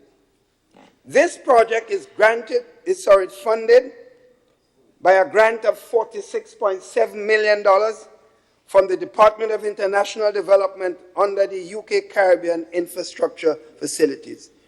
We remember when Prime Minister came here, that was one of the announcements he made.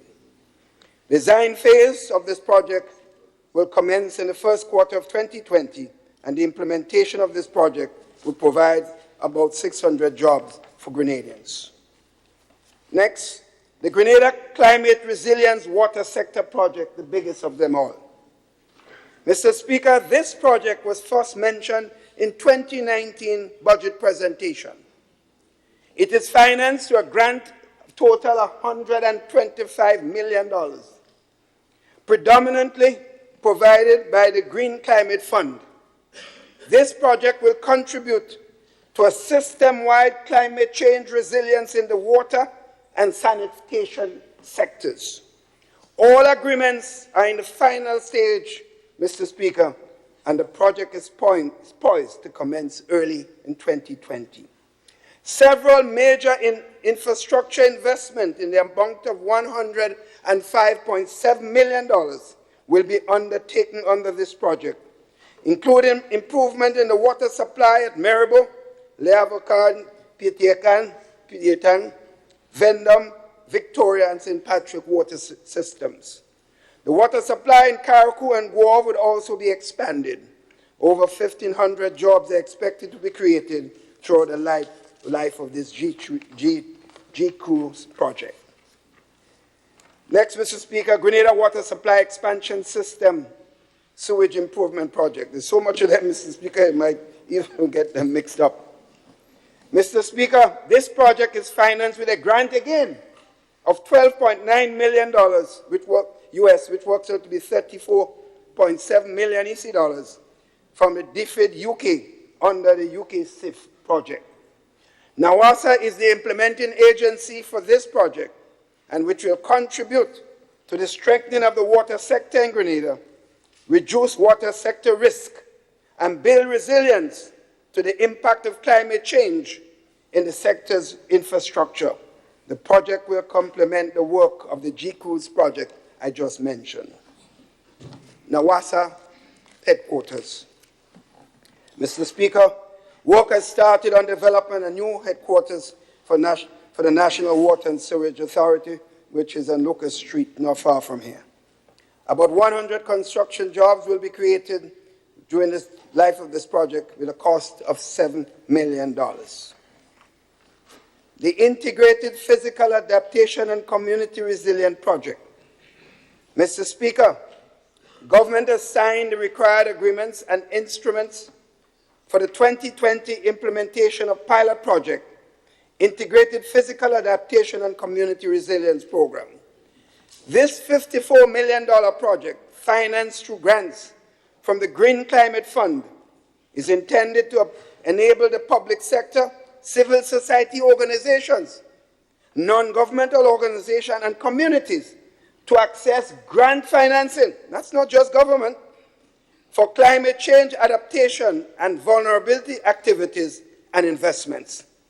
This regional initiative is also being implemented in Antigua and Barbuda and Dominica.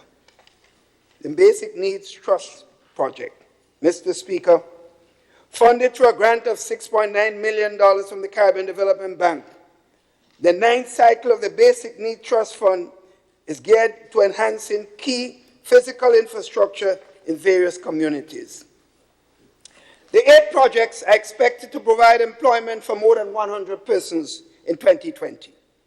The projects include the expansion of River Sally Preschool, the construction of a Happy Hill by Road, the refurbishment of toilet facilities at St. Dominic's RC School, the construction of new toilet facilities in Better Village, the construction of Paradise Preschool, and the Brizan Happy Hill Preschool and the Munich water treatment. Mr. Speaker,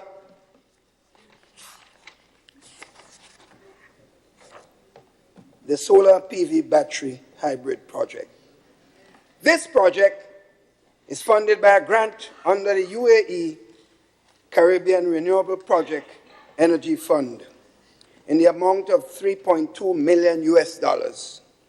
The funds will be used to design, construct, and install a solar PV battery hybrid plant in Limle in Carriacou.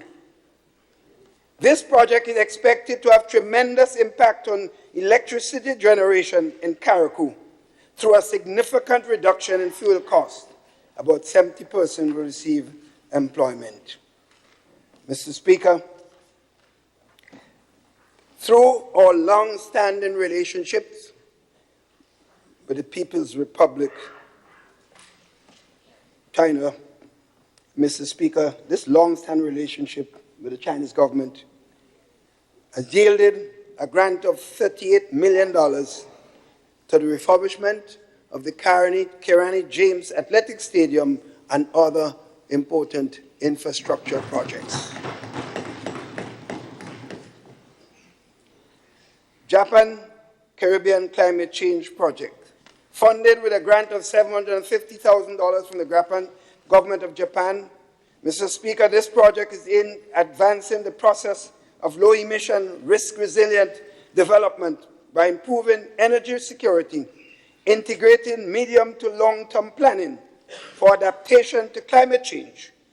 Several community projects are funded under this important program. Mr. Speaker, the government of Morocco has just announced a 3-year program of support in education, scholarships, funding for more agricultural activities, and a $500,000 US grant each year for the next 3 years. The use of this grant will be determined jointly by the government of Grenada and, of course, the government of Morocco. Mr. Speaker, the last project I need to mention is a climate resilient agriculture project for integrated landscape management.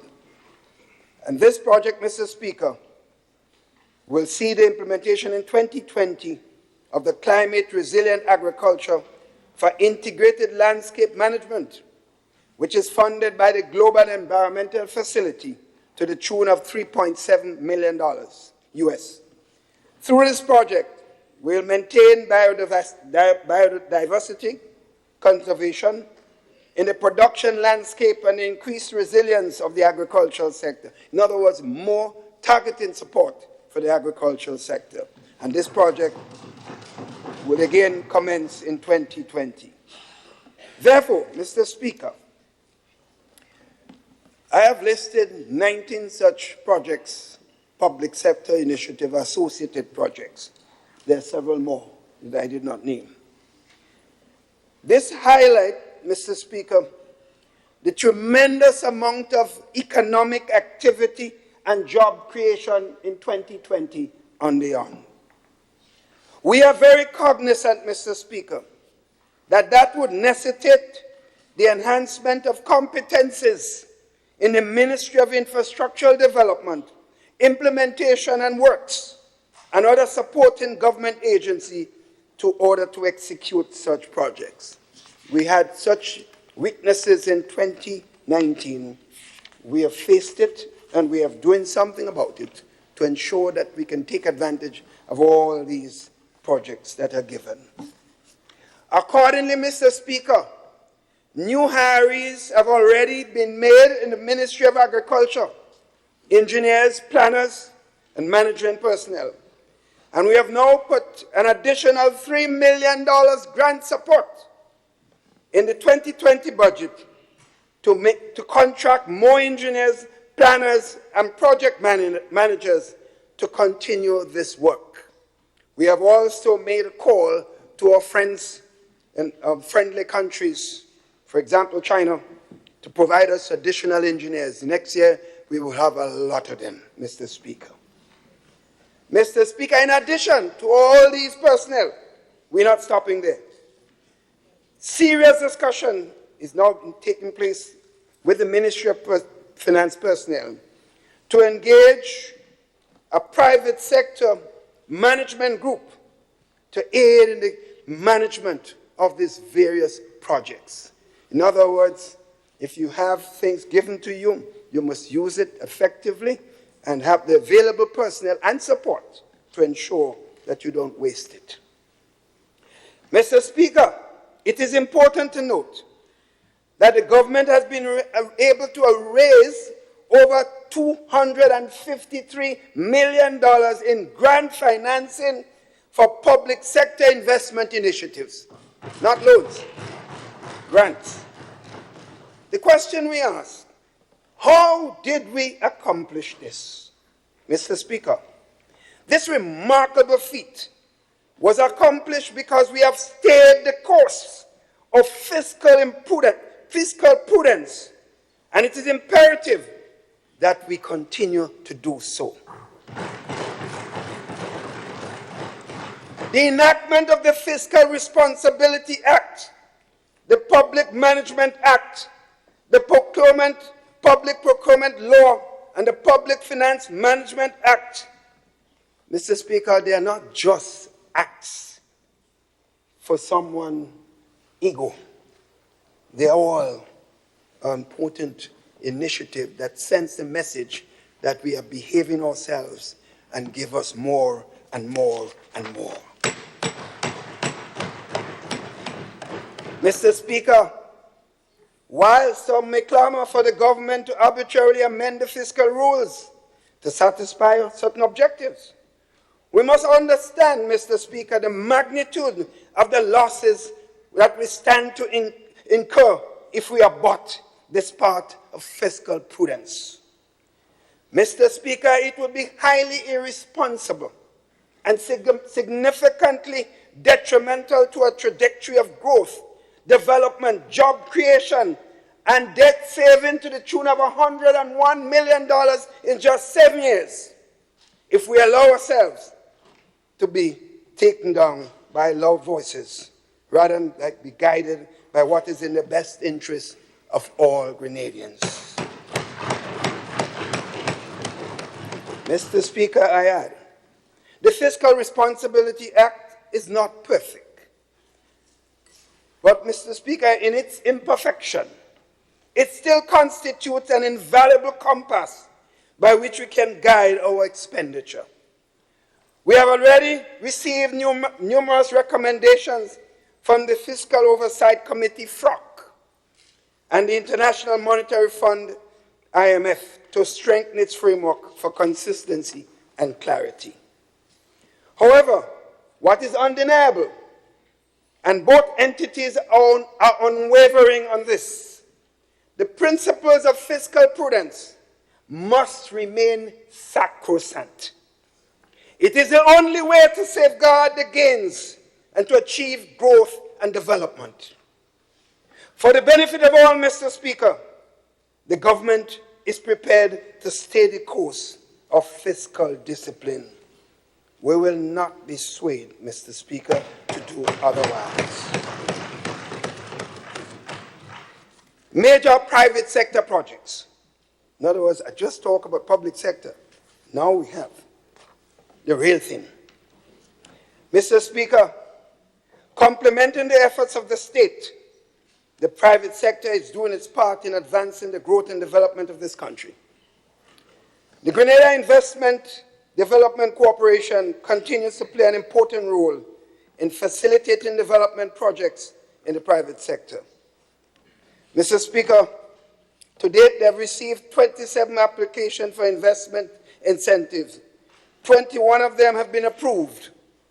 Collectively, these projects represent an investment of billions of dollars, Mr. Speaker, in the local economy, creating thousands of jobs. These approved projects are in tourism, manufacturing, and service sectors. In addition to the newly approved projects, several previously approved projects became operational in 2019. Mr. Speaker, therefore, I will just read out a short list of some of these projects because they are numerous, too numerous to mention. Mr. Speaker, as the student body and the expansion of St. George's University grows, there is parallel growth in the student accommodation sector, which remains abuzz with activity. There is a continuing construction, and many student accommodation facilities became operational in 2019, and particularly in the Trublo area. This included the following: the Hideaway Trublo project, total of $22 million, with 70 construction jobs and 10 full-time jobs when fully operational. The Ace Holding Honeycomb Apartment Project, 50 newly constructed single apartments, Mr. Speaker. The Comfort Zone Limited Project, located in Trublo, a $4.3 million project, Mr. Speaker, now under construction, 80 persons, with startup operation, 20 to 35 persons. An estimated $1.5 million was invested in 24 apartment units at Lansapine, the Buchan Luxury Apartments. The Asherworth Apartments project, Mr. Speaker, a 12-room bedroom facility costing $1.25 million, and that project began operation in August this year. The Buena Vista Apartments Company Limited, this remodeling of an existing 4-story building construction, have 17 self-contained apartments for student accommodation, creating about 30 construction jobs. On the manufacturing side, Aqua Natural Limited expanding its water bottling operation with an investment of $2.7 million. This project became operational in June 2019, creating an employment of over 30 persons. Mr. Speaker, there is even a longer list of ongoing projects. As with the projects that became operational in 2019, developments are primarily in tourism facilities, student accommodation, and agribusiness manufacturing. In 2020, the tourist accommodation sector would open the doors to the following new facilities. The transformation of what was formerly the Grenadian by Rex Resort in the multi-million-dollar Royalton Grenada by Sunwing Travel Group. When it's completed, it will be the largest hotel project in the country, 269 rooms, and we've been informed and assured that the second phase will begin early in the following year with an additional 150 rooms. Reese Investment has pumped $85 million in a commercial complex of hotel rooms with full amenities, entertainment facilities, and business center. They will start operation, limitedly so, in 2020. Phase 1 of the luxurious boutique hotel resort, known as Pointed Piticalivini Resort, is about 95% complete. It is anticipated it will be operational in January 2020, and it will add another 32 rooms to Grenada room stock. Second phase of this project is estimated to be $100 million. The Prickly Bay Watershed Project has invested $8 million into expansion, which has created a construction job of 30 persons. Close to $10 million being invested in Lux modern residential building to develop tourist accommodation in Lansepine. This project is employing 22 persons in the construction phase. In the ICT space, Qualishow incorporated a call center and business processing outsourcing operation will be expanding to over 12 to 14 in 14 months period. 13 persons are currently employed, and at its peak, they expect to provide employment for 80 persons. There's also activity taking place in the agribusiness and manufacturing sector. The Renegade Rum Distillery project is expected to soon be a significant contributor to Grenada's export earnings. $89.7 million has been invested in that project, which is about 80% complete in terms of infrastructure and the installation of equipment. The key to that, Mr. Speaker, 150 farmers are currently engaged to cultivate 280 acres of sugarcane in 6 areas, and 22 persons already found employment. Construction of Excellent Farm Limited, another major initiative and positive one, Mr. Speaker.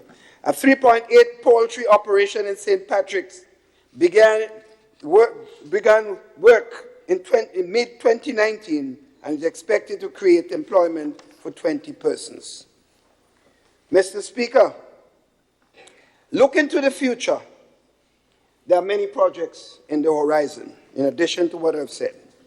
In St. David's, a parish regarded as largely virgin investment territory, 2 luxury hotels would be developed by Range Developments with a total investment of over $300 million. This project will provide construction phase employment for over 1,000 persons, and another 600 would benefit from permanent employment when the hotels are operational. Range has never failed in what it says it's going to do. It said so in St. Kitts, it has done it. It said so in Dominica, it has also done it. We expect them to deliver here in Grenada because Grenada is the best of them all. In St. Patrick's is what is another significant tourism project in the rural part of the country, and one which have remarkable benefits for the sister island of Carriacou. A 500-room hotel will be constructed in Livera with various amenities, including restaurants, golf course, amusement park, duty-free shops, and a turtle museum. Total investment is over $1 billion. Mr. Speaker, agricultural design for $80 million Coral Cove Hotel project are now in completion, and the groundbreaking is expected to be held very soon in south of St. George's. This project will provide 350 construction jobs, and another 200 persons will be contracted for services when the hotel opens. Mr. Speaker, government is also pursuing 3 major projects through BOLD system, which is build, operate, and lease. And the 3 projects are the Governor General residence, long overdue, Mr. Speaker. The halls of justice, Mr. Speaker, and the police headquarters also. Plans for these projects are significantly advanced, and Cabinet has already received presentation in at least 2 of them. Mr. Speaker, government will incur no upfront cost with these projects, which are expected to commence in 2020. About 200 jobs will be created in each of those. The estimated value of these private sector initiatives will be over $100 million US. Mr. Speaker, these 23 sector projects speak to an unmatched level of confidence in the Grenada's economy, the peace and the stability of this country, and the cabinet of Grenada, Carriacou, and P.T. Martinique.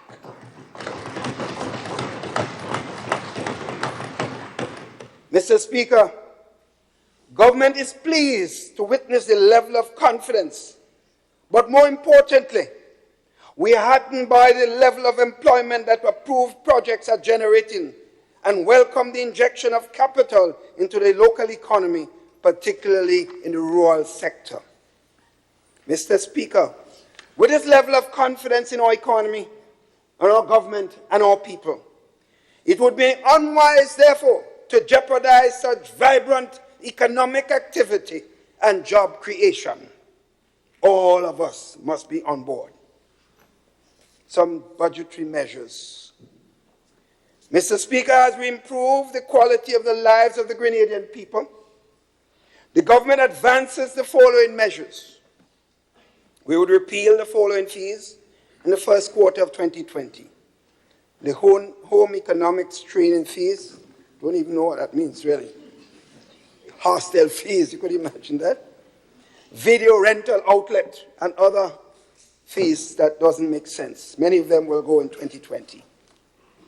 Mr. Speaker, as Grenada continues its efforts to protect the environment, by June 2020, government will introduce a ban on the importation of vehicles exceeding 10 years, Mr. Speaker. Mr. Speaker, it might not be popular, but it's right. We got to protect our country. Also, by June 2020, government will introduce a 50% duty reduction on the importation of electric and hybrid vehicles. Mr. Speaker, also, government promised relief to claimants who have secured judgment sometime over 30 years against the government and have not been paid. In 2019, $5.2 million was paid in settlement to 9 claimants. Mr. Speaker, as one claimant would date back to 2004, which clearly illustrates the level of relief being afforded to claimants. We'll continue to honor these claims, even those that predate the NNP administration. Mr. Speaker, effective January 2019, government increased ex gratia payments that primarily address unestablished workers to $350. Mr. Speaker, we are ever mindful that this is woefully inadequate, but is a step in the right direction. Mr. Speaker, while we have announced and started the 70% top-up to public officers who have retired, government is cognizant that the plight of the unestablished workers has not been appropriately addressed. In other words, some of these established workers, Mr. Speaker, I have been in government for a while. I've seen them work harder than some established public servants and have not been treated right. We have to correct this. Mr. Speaker, government therefore will endeavor to resolve this issue by June 2020 in the spirit of equity for all workers, because in some cases they have worked long, Mr. Speaker. Acknowledgments.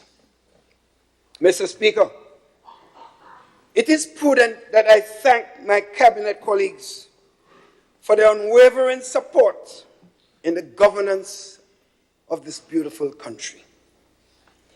Many sacrifices are made individually and collectively in the interests of the citizens of this country. I don't think they have been appreciated enough. Mr. Speaker, ministers operate at the hem of their respective ministries. They are supposedly head in the ministry. But the salaries are not reflected of the position they hold. In many cases, ministers of government are paid less than permanent secretaries and several public officers who they have to lead. Mr. Speaker, if you look at this document here, this document, it would take a sad reading. I looked at it one night and tears nearly flew. A minister's salary here, $67,000. The permanent secretary and several public officers, over $90,000. That ain't right. It ain't right, Mr. Speaker. If I have to take licks for this, doing something about it, I will do something, Mr. Speaker. It is just not right. God will be vexed with us, Mr. Speaker.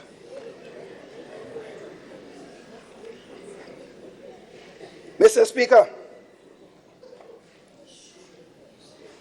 this in no way, and I want to make it clear, sometimes we misinterpret when people talk with passion, diminishes the work of some hard-working public servants. I know a lot of them.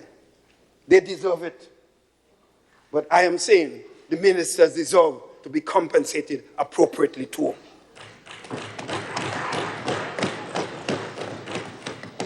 The point I'm making here, Mr. Speaker, there's a great disparity in the system, and it must be addressed. I look towards the support of my union brothers and sisters to not make this an issue when I move to deal with this appropriately. I look towards them as Christian brothers and sisters to help me in solving this important problem. Mr. Speaker, it is also important to recognize the valuable contribution of the Cabinet Secretary in handling the affairs of the executive branch of government, and also the permanent secretaries for their unfailing contribution to national development. A special thank you to the staff of the Ministry of Finance for their monumental task of preparing the 2020 budget. We have lost several leaders of this ministry in the last 3 years, but they continue to do their best. Development partners, stakeholders, and public servants are also integral to the budget preparation process, and for this I express sincere gratitude on behalf of the government and people of this country. Mr. Speaker, in conclusion, I say despite the excellent record of economic growth we have achieved, government recognizes that inevitably there will be a cross-section of vulnerable persons, and we have a responsibility to them. Therefore, as we seek to meet the demands of the competing interests, government must allocate its resources responsibly to provide an opportunity for every Grenadian, Caracunian, and Petit Martinican to enjoy a decent standard of living. Mr. Speaker, the obvious question here is, what does this 20 budget offer the people of Grenada, Carriacou, and Petit Martinique? Mr. Speaker, the answer can be found in the vast number of private and government projects which are providing opportunities for over 7,000 persons, Mr. Speaker. Secondly, the significantly reduced debt payment of $101 million this year, as compared to 2013, has enormous benefits for the country. Thirdly, the helping hand provided through the many social programs that are specifically targeted towards vulnerable citizens, ensuring that they are not marginalized by their circumstances. Fourthly, Mr. Speaker, education must be considered an equalizer. Thereby, the considerable support provided by government to enable access to higher education, propelling our people to higher levels of achievement.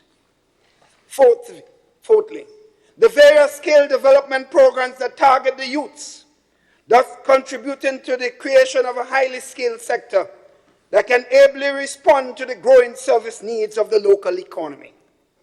Fifthly, Mr. Speaker, small business development avenues to facilitate a growing group of self-employed persons who can add significant stimulus to the local economy.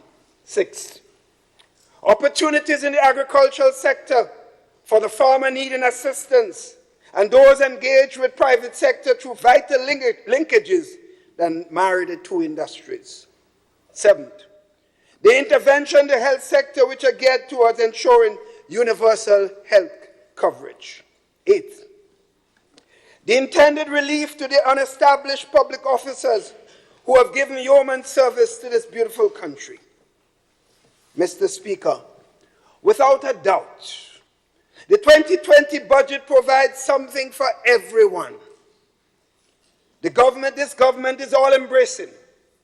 We are committed to ensuring that no man, woman, or child is left behind. Several years ago, we joined hands in making enormous sacrifices to put this country back on sound economic footing. Today, as we reap the increasing rewards of those sacrifices, we must make every effort to safeguard the gains by staying the course of fiscal prudence. Mr. Speaker, I am pleased with the sobriety and the measure of understanding of this concept that were displayed by some of our union representatives as we negotiated the salary increases for public officers for the next 3 or 4 years. Mr. Speaker, we don't always agree. Sometimes we disagree, and we agree to disagree. But when they are done their share, we give credit where credit is due. The government negotiating team was able to reach amicable salary negotiation settlements with the Grenada Union of Teachers, Grenada Manual and Mental and Intellectual Workers Union, the Police Welfare Association, and the Prison Officers Welfare Association. Mr. Speaker, these agreements provide 4% increases in salary and wages for each of the 3 years in the new cycle. Compounded and in real terms, the amounts were 13.5 million, percentage increase over the next 3 years. In addition, Mr. Speaker, with effect of January 2020, contribution to the NIS will increase by 1%. In other words, the government is paying 1% more to every single worker, which means the percentage increase they're getting is not 4%, but actually 5%. I hear it is being said that the workers are paying 1% too. The workers are not paying 1% to anybody. The workers are paying 1% in savings to themselves. The only person that is sacrificing is the government and the taxpayers of Grenada, Carriacou, and Petite Martinique. The cost of these increases to one set of workers is $43.5 million over the next 3 years. Pensioners also will receive the very same increases to their monthly pension. Mr. Speaker, I therefore take this opportunity to give credit and congratulate the executive members of the Grenada Union of Teachers for their patriotic disposition as they negotiated throughout this entire cycle.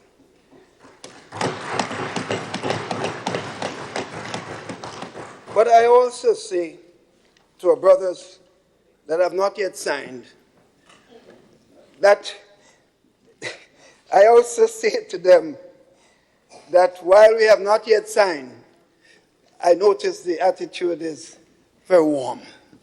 So I look forward, before Santa Claus comes, that we can shake hands together. My friends, they all bargained hard, but they were prepared to take into consideration the limitation set by the fiscal rules and our laws. Mr. Speaker, we live in one economic space. Whenever the economy improves or deteriorates, we are all affected. I look forward to the end product of these negotiations. This takes me, Mr. Speaker, to the essential need in the coming year and beyond to begin focus and productivity. And in that regard, our trade union brothers and employer organizations have a critical role to play. In other words, do what we have to do with increases, but our leadership must also call on workers to produce accordingly. I make appeal, therefore, to the leadership of the Joint Technical and Allied Workers and the Public Workers Union to work with us to ensure that we get higher productivity throughout the public service. That's an area of concern. If I don't say it, I'm not being honest. Mr. Speaker, it is a hope of this government that we can all settle our differences very soon. And as we move forward steadfastly to 2020, let us join hands and hearts to ensure the continued prosperity of this beautiful country of ours. May God bless this beautiful country of Grenada, Carriacou, and Peter Martin. Thank you, Mr. Speaker.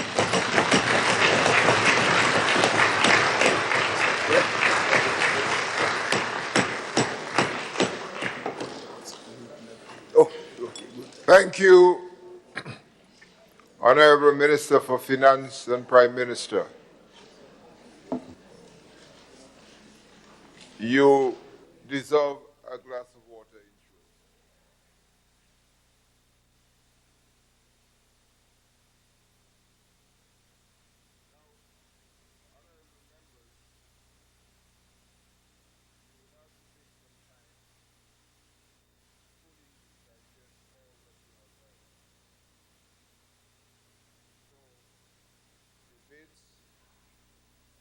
Presentation on the budget presentation that is made would be deferred to later. In the meantime, there were a number of motions that we had rearranged the standing orders to allow for the budget presentation to be made. We would now revert back to the standing orders and motion number 8.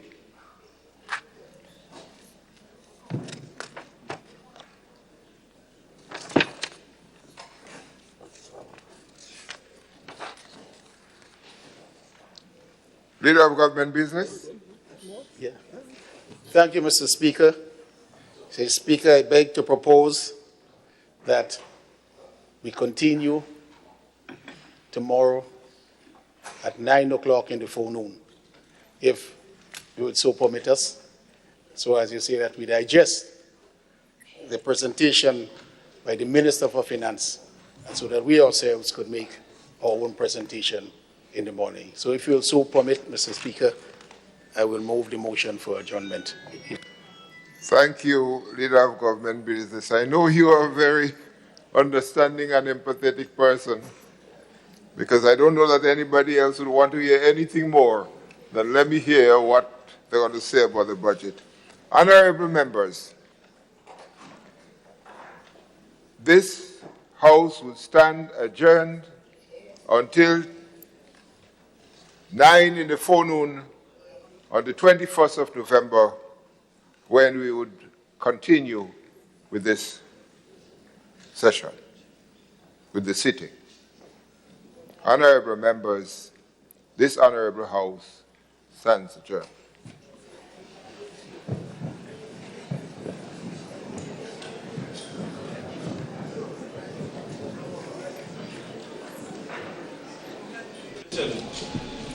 The adjournment of today's proceedings, the presentation of the 2020 budget by Prime Minister Dr. the Right Honorable Keith Claudius Mitchell. And we now go back to our panel and so we discuss what just took place as it relates to the plans, programs, and policies for the ensuing year, as Dr. Mitchell outlined. And with us, Mr. Terry Pierre, and my dear friend Brenda Batista. A mouthful, I would say. It's some 2 hours and 20-minute presentation. Right. As a matter of fact, he is the veteran in the business, and a number of innovative programs. He stressed very much on the projects. I think that he's relying heavily on construction and jobs. Somewhere I had checked within the range of 4,000 to 5,000 jobs overall, with the projects to come on stream. A lot of emphasis being placed on the hotel sector and the emerging hospitality factors behind it, particularly St. David's. Emphasis is going to be placed on St. David's. I know that he's saying that there isn't anything perfect under the sun, but as far as it is, an attempt is going to be made, as Mr. Kerry had said earlier, to deal with the challenges, because in this economic spectrum, I know that economists like to play with challenges, and the Prime Minister, in the true sense, a professor as he is, he loves challenges. So, yes, of course, there was the outline of all of that, but I just made some notes because typically, you know, they get up there, they come, they give the income, the expenditure, the statements, you know, what they plan to do, etc., etc. But it seemed, and when we started this morning, what we did, the theme we had coming out, that this budget was really going to be hinged based on the National Sustainable Development Plan and aligned to the goals therein of that plan. And as we know that the National Sustainable team, they have been making the tour around the country and basically getting the views of a lot of Grenadians. So what I heard, and I made some notes, Cello, and it was quite a class, if you will, this morning. So I did make some notes, and what I heard were some dimensions coming out of the overarching presentation that Dr. Mitchell made. The economy, hinge on things of society, the environment, the strengthening of governance, which we don't really normally hear in a budget, and I'm sure that's a direct underpinning of the National Sustainable Development Plan, because if you looked at some of the interactions as they went around Grenada, there were a lot of people talking about strengthening of governance issues. So we heard a lot of that as he outlined the priorities of government and the economic points, so where we were going to go with figures and so on. So that's a lot of, you know, what I heard, and I just made some notes while he was presenting this morning. I think the Prime Minister had not an easy job in front of him, because he's trying to give us a summary of a budget that is prepared for the entire year. And even though he touched on many different topics, you realize that, you know, there was so much to say, and it is still a summary, you know. But I think he highlighted quite a number of the areas that the 2020 budget intends to touch: the involvement of the public sector, the involvement of the private sector, because private sector has its part to play as well.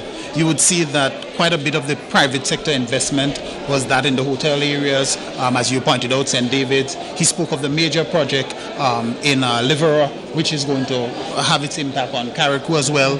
He spoke on the government side, for example, the rehabilitation of the airports, both Carriacou and Grenada. He spoke on the SIEP project and how SIEP is going to impact agriculture. And, you know, the fact that he even brought out something that I think comes up a lot. People open the budget and they look at the numbers in the budget and they automatically think that when they see X amount of million for agriculture, that is all there is in agriculture. And he drew attention to the fact that, look, there are major projects which may be managed by another ministry, but is really and truly an agricultural project, you know. And I think the Prime Minister has done quite a good job in trying to encapsulate, you know, a little bit of everything, you know, in his delivery. Yeah. One of the things I noticed is that looking at the Sustainable Development Plan, I've been looking through and seeing this agricultural formation, agri-processing, manufacturing, agri-business. And I turned my attention somewhat to Trinidad and Tobago as a wide manufacturing base. I'm not too sure whether we can get to that, whether we have the population numbers to deal with it. But there's been always the argument of the food import bill. And as far as this is concerned, I think that a lot could be done by the local citizens here. But how are we to get the message across? Because this was one of the things that I was been playing with in my mind. The economists, yes, can speak about the numbers, can have all the fancy language, the policies and the programs, but who engineers that program within the wider society for it to be adopted? Now, it's very interesting. I had a presentation last week, and this lady brought out a very interesting example. She pointed out that if you buy 4 pounds of yam, by the time you take off the head, that's half pound that gone. By the time you take out the skin, that's another quarter pound. By the time you take out where it get too little juke, you lose a few ounces there again. And then she pointed out that 4 pounds of yam could not feed her family, and it was local. But yet, if she bought 2 pounds of flour, which costs her less than the yam, she could have actually counted that she could get 72 dumplings from that. And it was interesting. I mean, it pointed out that even though we know that produce local and eat local is best, not only for our health, but also for the growth and development of our economy, at the end of the day, one of the most important factors that we consider in making any decision is our needs. Can what I do, really and truly support myself and my family? So this is a critical issue that government has to deal with. It's not just about trying to encourage people to grow local and to eat local, but people also need to understand that even though it's good for you, it may cost you more in the beginning, and it may be a little bit more expensive to eat local and to produce local at this point in time, but we need to look at the bigger picture. We need to look, at the long-term effects that this is going to have. And it may cost us more now, but later on down the road, you may find that the price goes down. So the whole issue of sustainable agriculture, it's about producing what we need, producing it at a cost that is acceptable by the population, because at the end of the day, if I'm not able to sustain myself and sustain my family by eating local, I am going to go where I can. So government can put programs in place, but we also need to educate the public, and we also need to understand where the public is coming from when it comes to the decisions about their consumption. The decisions we make about our consumption is not always based on what is good for us, but a lot of the times it's based on what we can afford. Well, you've been listening to the economists on our panel here, Mr. Kerry Peer, and also my dear friend Brenda Batiste, also here. And we're just having a chit-chat as it relates to what we just heard pertaining to the presentation of the 2020 budget. I would just like to vacate my position here, because I know that there are a number of eminent persons on the outside where we... No, Mr. Fair has to vacate, eminent persons will come. I'm just getting accustomed to this today, unless if we could get another chair for the eminent persons so that we can hear their comments on the budget just as well. But please, I would like to take my hike for the moment, and then probably come back if you wish. I think it is set up so Mr. Pear can exit and the guests can come in. So you're not leaving Cello. Well, right. And we're standing by because the Prime Minister is coming to be interviewed, his post-budget interview. So Mr. Pear will be right back with us. Mr. Pear. So I sense you're trying to duck out on us. No, I'm not ducking. I'm not ducking out. But you see, when the economist is here, you have to give him the opportunity so that we can get more explanations out of the process, because I'm enjoying it. Right. Of course, it would be good to have him when the other guests join us, but we're just standing by. The producer has indicated that the Prime Minister is on his way up. Yeah. So we will see you in a moment.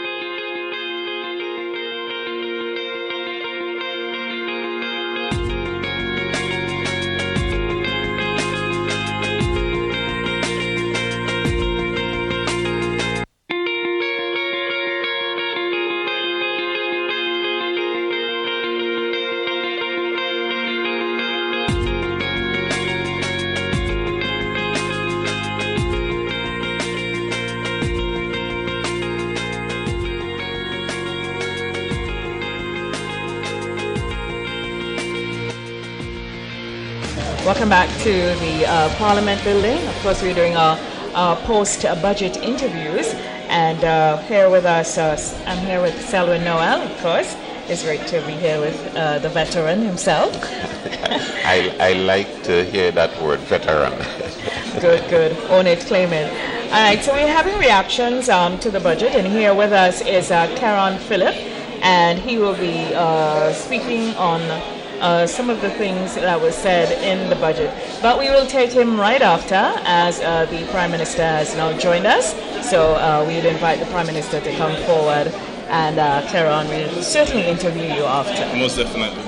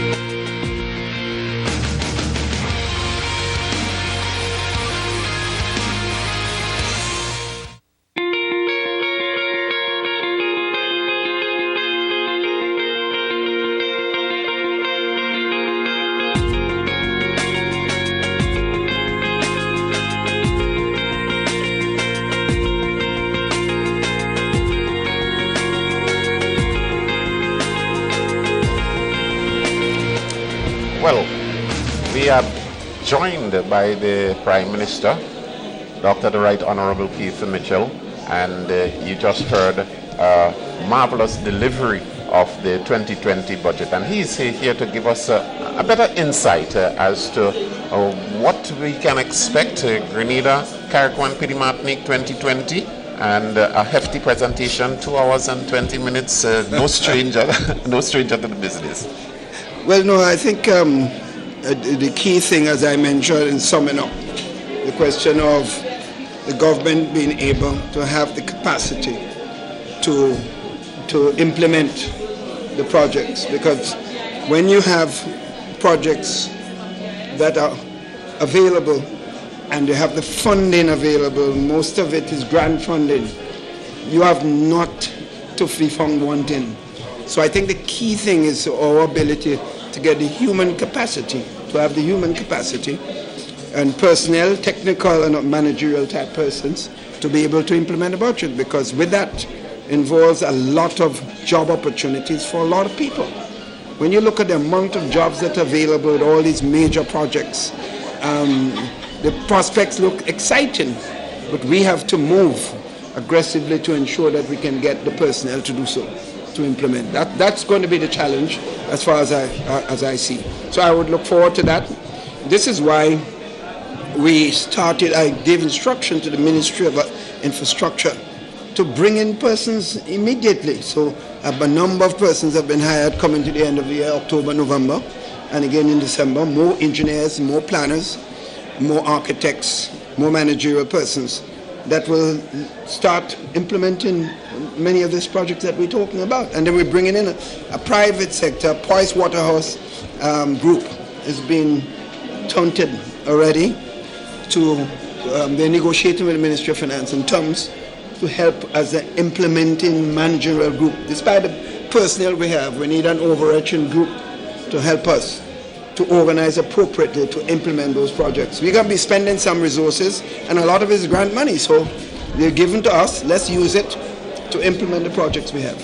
I noticed that the nature of the grants has increased. Yes, yes. You're pretty satisfied with that? Well, yeah, because, I've been making the point, I think the key thing is you will not have got those grants if you were not doing something right.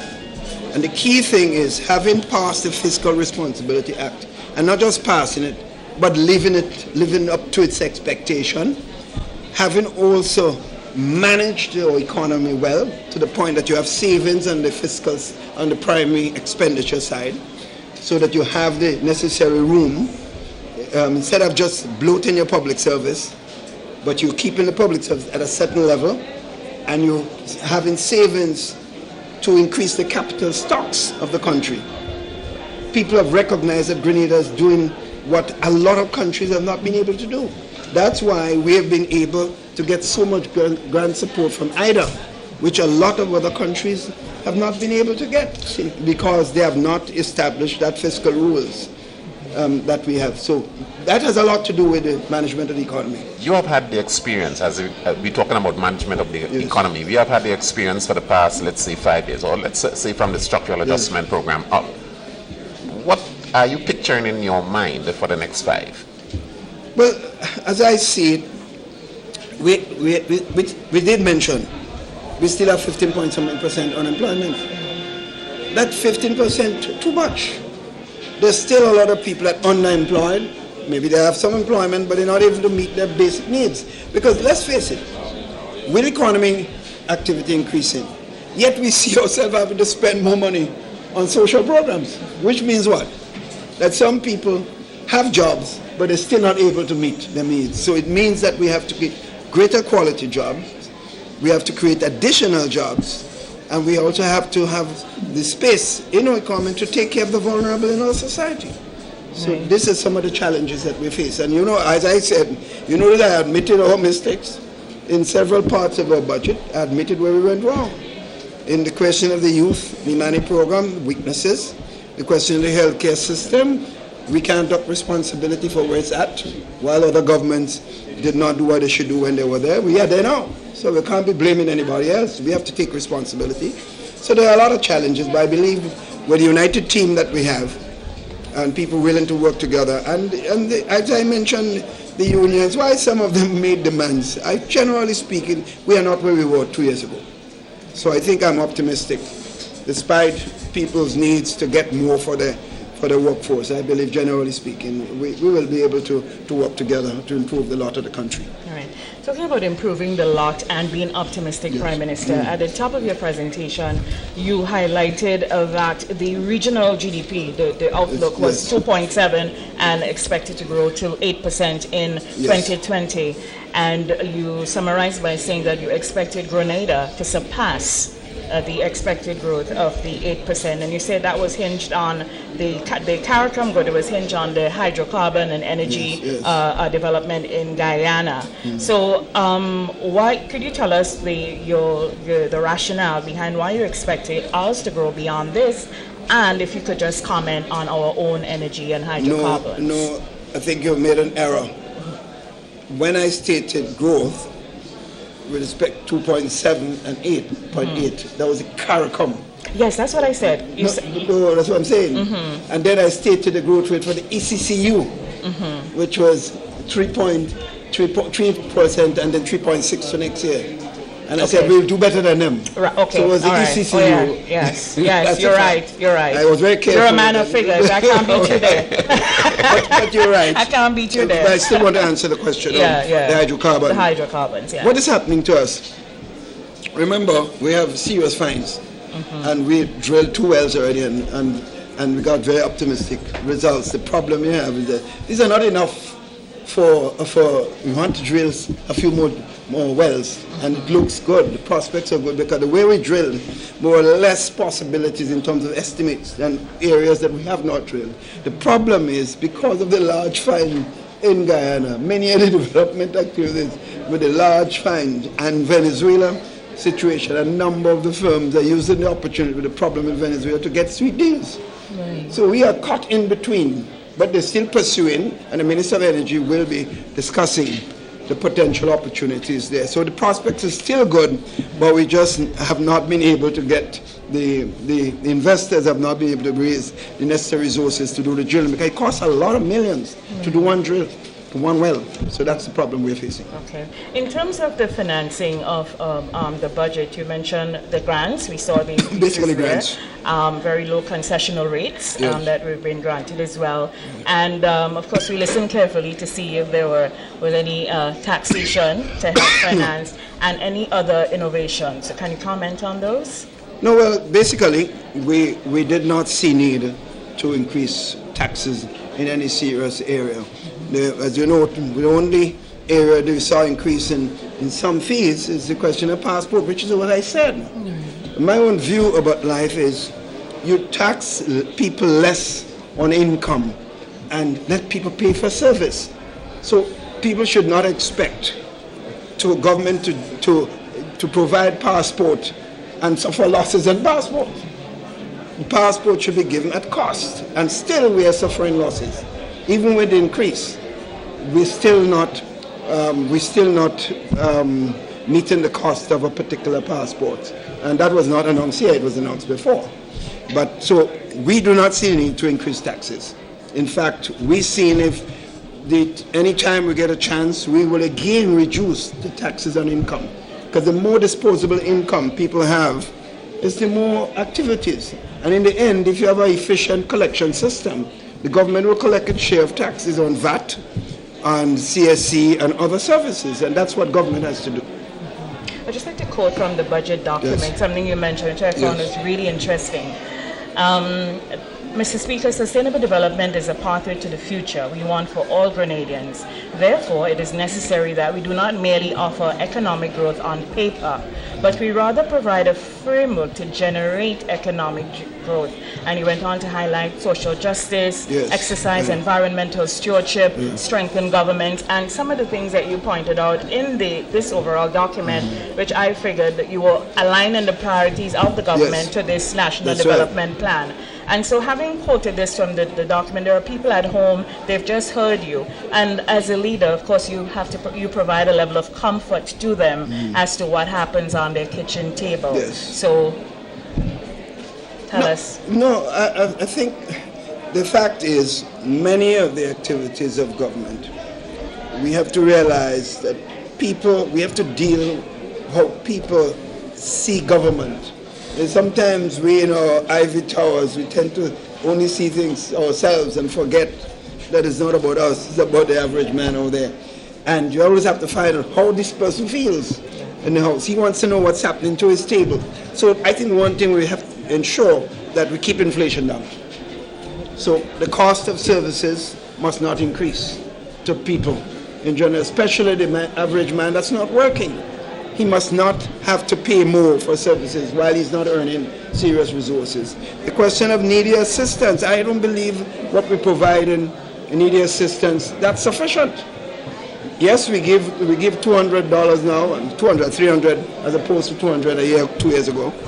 But that's not enough for a man to survive. So as government resources improves and as we build a capital stock, we should be able to invest more in helping the vulnerable, particularly the people in the homes who deserve additional help. Dr. Mitchell, the persona, comfortable with how things are going?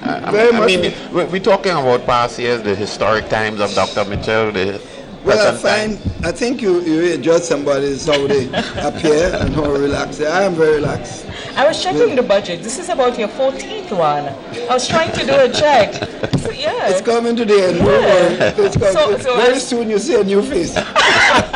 Oh dear. Very So just to piggyback on what Stella was asking, Prime Minister, your 14th one, it's presented in a different manner, and basically you could say it's kind of the last one of the decade as we go into the year 2020. Yeah. So I mean, how do you feel, and then how do you look toward the future? How does Grenada leap into the future? Because from reading this document and hearing your presentation this morning, aligning the figures and all of that, Grenada, you are lining up a nationalistic plan for the country. Yes. But as a political leader of the country and a party, we have this. So how are we going here? No, the people, that is. No, I think the fact is, I see myself of having done my share. I feel my greatest responsibility was preparing the groundwork for my departure. I think that's a fact. I always believe the challenge in leadership of anyone in any leadership position is, to me, the greatest success of a leader is the preparation for his departure. Because you may do all sorts of things and you don't prepare for departure, and some of all your work will go to naught after you leave. So I think one has to judge me and the preparation of my party in government for future leadership. And I'll be spending a lot of my time in doing precisely that, preparing the country for future leadership. Thank you, Dr. Mitchell. That's a good note to end. Thank you very much. Take care, Thanks, Brenda. Dr. Mitchell. Thank you. It's been a pleasure. All right. Prime Minister Dr. the Right Honorable Keith Mitchell, and speaking about his perspective as to what he had just delivered to the nation. We're going to take, is it Mr. Philip? Mr. Philip is with us. A number of people are here at the Parliament building. They came here to observe, very curious onlookers, so to speak, to observe what has been taking place. It's normally the time of the year when this happens. And now we have Mr. Philip back with us, and Brenda, we're talking about youth within the perspective of what I have been looking at as the modernization, a modernized economy to fit within that generation. How you see what you have just heard? Wow. Well, as we know, that Grenada's population is very youthful as it stands, and youth intervention and allocations for youth in this 2020 budget, or this 2019 budget, sorry, I think I've seen some exceptional things. We have had some things, or the allocations that was made last year in 2018, most of them would have been fulfilled. After looking at the 2018 budget last year, I would have noticed that almost everything of the 2018 budget would have been fulfilled. And there is no doubt in my mind for the 2019 to 2020 budget, most of what has been allocated and so forth for youth. Just want to backtrack on something. The New Imani program, we have seen that there is a cut in terms of how much that is allocated for the New Imani program. Not ruling out the point that there is so many other allocations. For example, even the same SIRE program, primarily SIRE program is basically geared towards youth development in terms of training and skill and so forth. The focus is changing a little bit in terms of not the New Imani program in the apprenticeship, but we're going towards a skilled-based kind of environment for young people, as the Prime Minister rightfully said in the 2020 budget. And I think it's a very good way to approach it. It's the fact that they are taking it from the secondary schools into bringing it into other programs. This is exceptional. I think that we have seen a really good picture, a clear-cut picture. Yes, we cannot say that we are 100% satisfied, because there are room for development in terms of more allocations should be allocated to young people. But for what we have seen, I think, or what we have heard earlier, I think it's a great venture for youth going 2020. Right. In terms of the allocation for agriculture, right? It's the highest in this budget, 152.7 million, I do believe. And so youth in agriculture, there are many, you don't feel pulled towards it.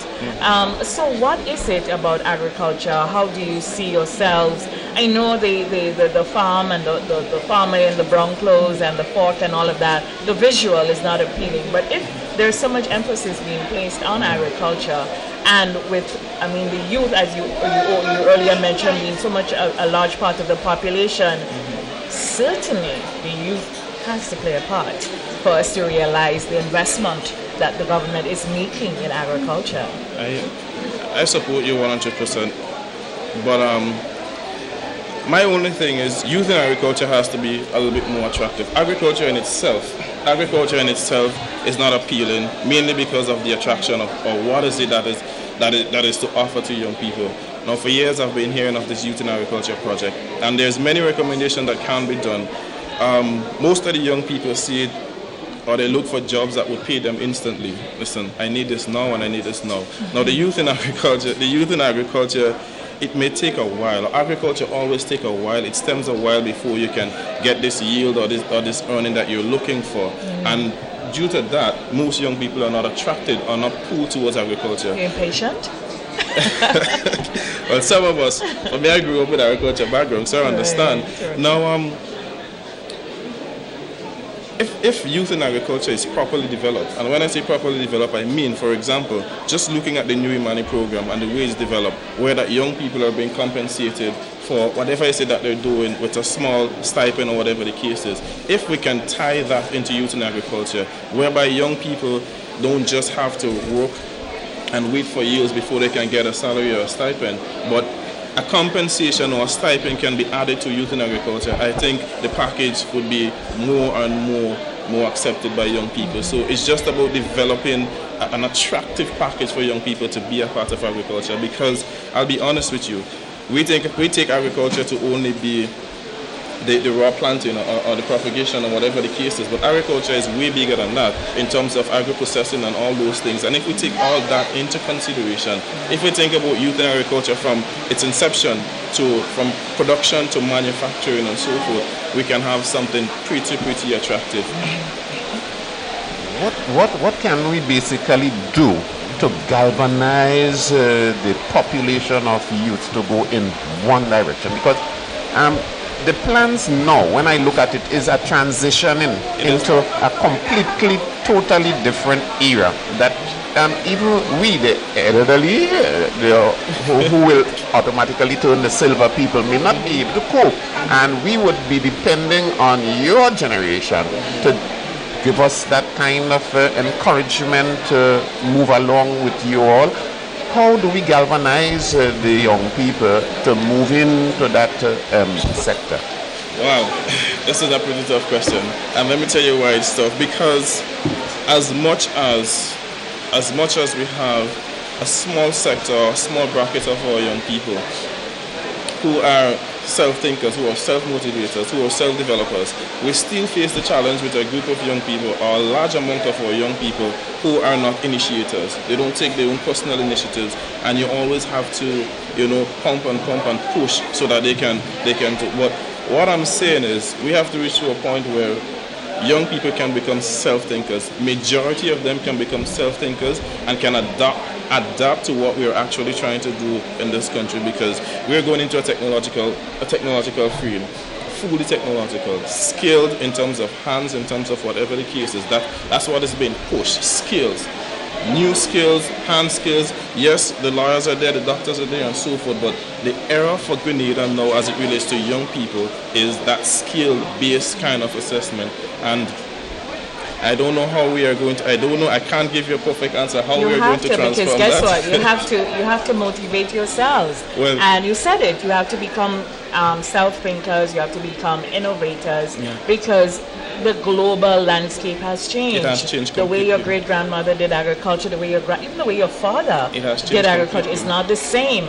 And so, yes, we could hold your hand or we could dress it up and so on, but someone can only motivate you to a certain point. Most definitely. You have to find that thing, that fire in you to want to do it.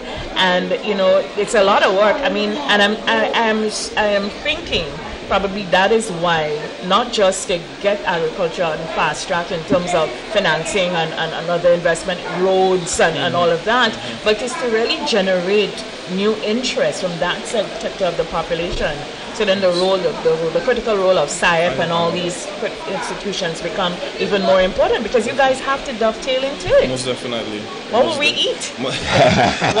what would we export? Most definitely, but not just that. Having had the experience to witness agriculture on international levels and regional levels. For example, let's take our great country, China, and what they're doing with agriculture. There is great potential here in Grenada in terms of developing agriculture to its fullest, because moving into a technological era, and young people are more gravitated to the technological era, and putting agriculture with that.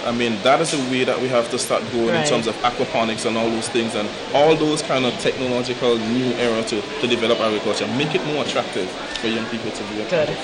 Talking on attractive, if you can just sum up for us how is attractive, what is in the budget, or what you would sell to another young person about what you heard presented here this morning. Great. So, young people, if you're paying attention, a lot of great things has been said in the budget.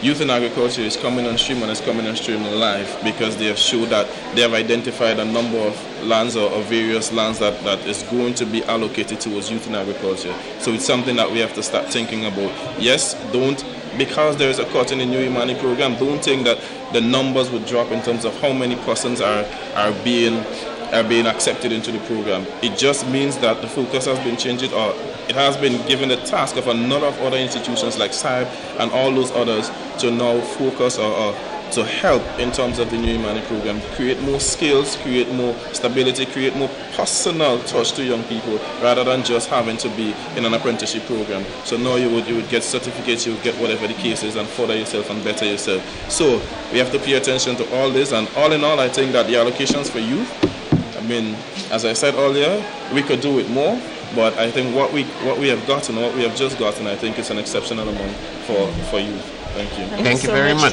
Philip. Best wishes. Right. So trust you have fun selling the message to the youth. Thank you. Okay, welcome. We take a quick break from a live coverage. We'll be right back.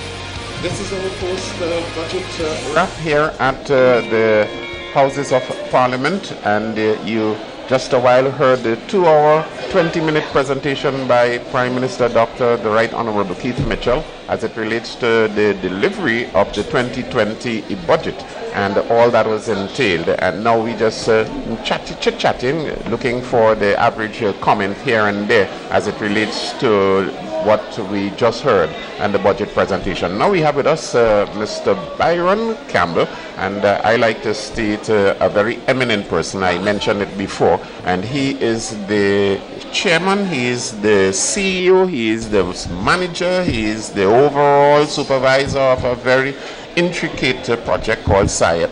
And no stranger to these kinds of projects, especially when it comes to building community. Mr. Campbell, pleasant afternoon it is. Good afternoon. Yes, and I know that we always see you around these times. When these times come around, you are always here. Thanks for having me. Pleasure to be here. The 2020 budget, what you have heard from Prime Minister and the Minister of Finance, your perception? Okay, how do you absorb and comment on 2 hours and how many minutes? 15 minutes?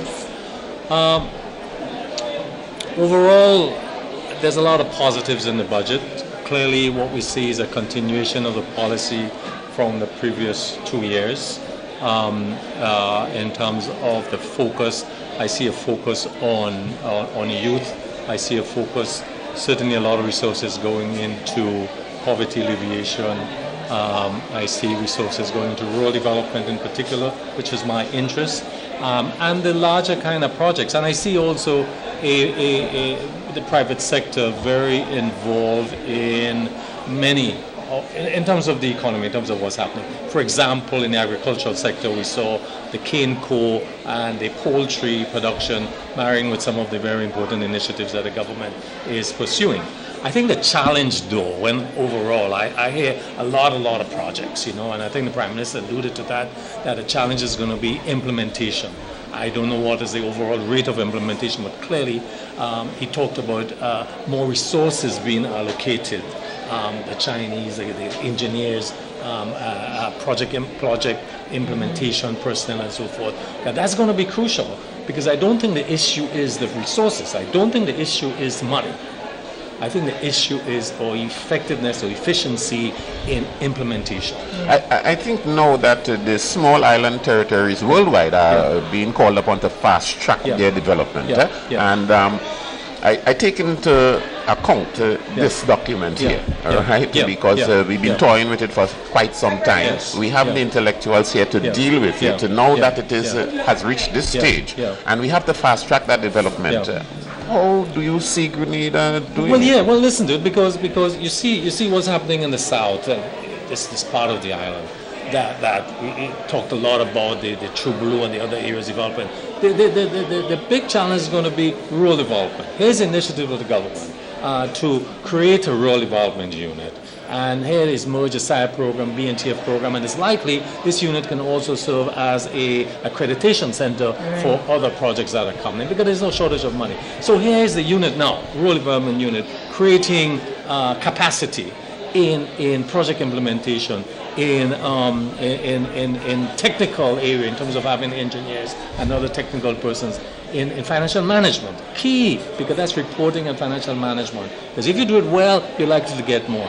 In monitoring and evaluation also, which is very, very, very important. So here's the government establishing this unit and capacity building and giving it a position where it could effectively implement. With all that you have heard, where does SIAP come into this? SIAP comes into it because SIAP is a key component of this rural development initiative. And the other point I want to make, I know you're making a drive for that on the basis of... Because Prime Minister alluded to it a lot in his address. The big point here is young people, because whereas he mentioned that our unemployment is down to 15 point, what the point was, I don't recall, but it is still unacceptably high with youth, with young people. Let's be very clear on this. So it means that the focus now has to be on youth. How do we get resources into young people? And we even if we could differentiate that further, it's even more challenging within male youth compared to the female youth.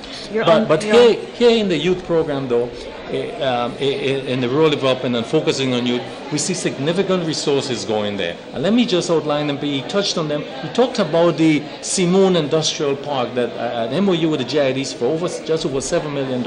That's one phase of it, to establish a training and outreach center for business development for young people.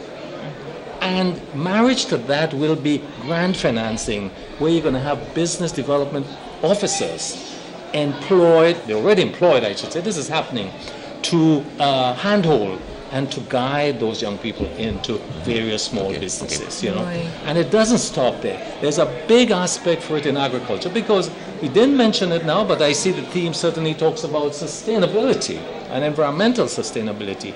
And that's a big area for us, because it's not just agricultural production or just production. We have to look at how we have to do it in a sustainable way, and how we do it within the, we call it within the ecology, within the eco-environment. This is important. So it's an important balance that we have to do. So resources, therefore, are going to come into, for young people, for agricultural production. As you mentioned young people, just before you came on, Mr. Campbell, there was a young man here, and we were talking, we spent quite a bit of time with him talking about, and really and truly, Selwyn, I think he was telling us that the young people, they don't find agriculture attractive. No surprise to anyone. But the fact is that because of the trajectory where we're trending in terms of our own survival, sustainability, that word, and modernity as well.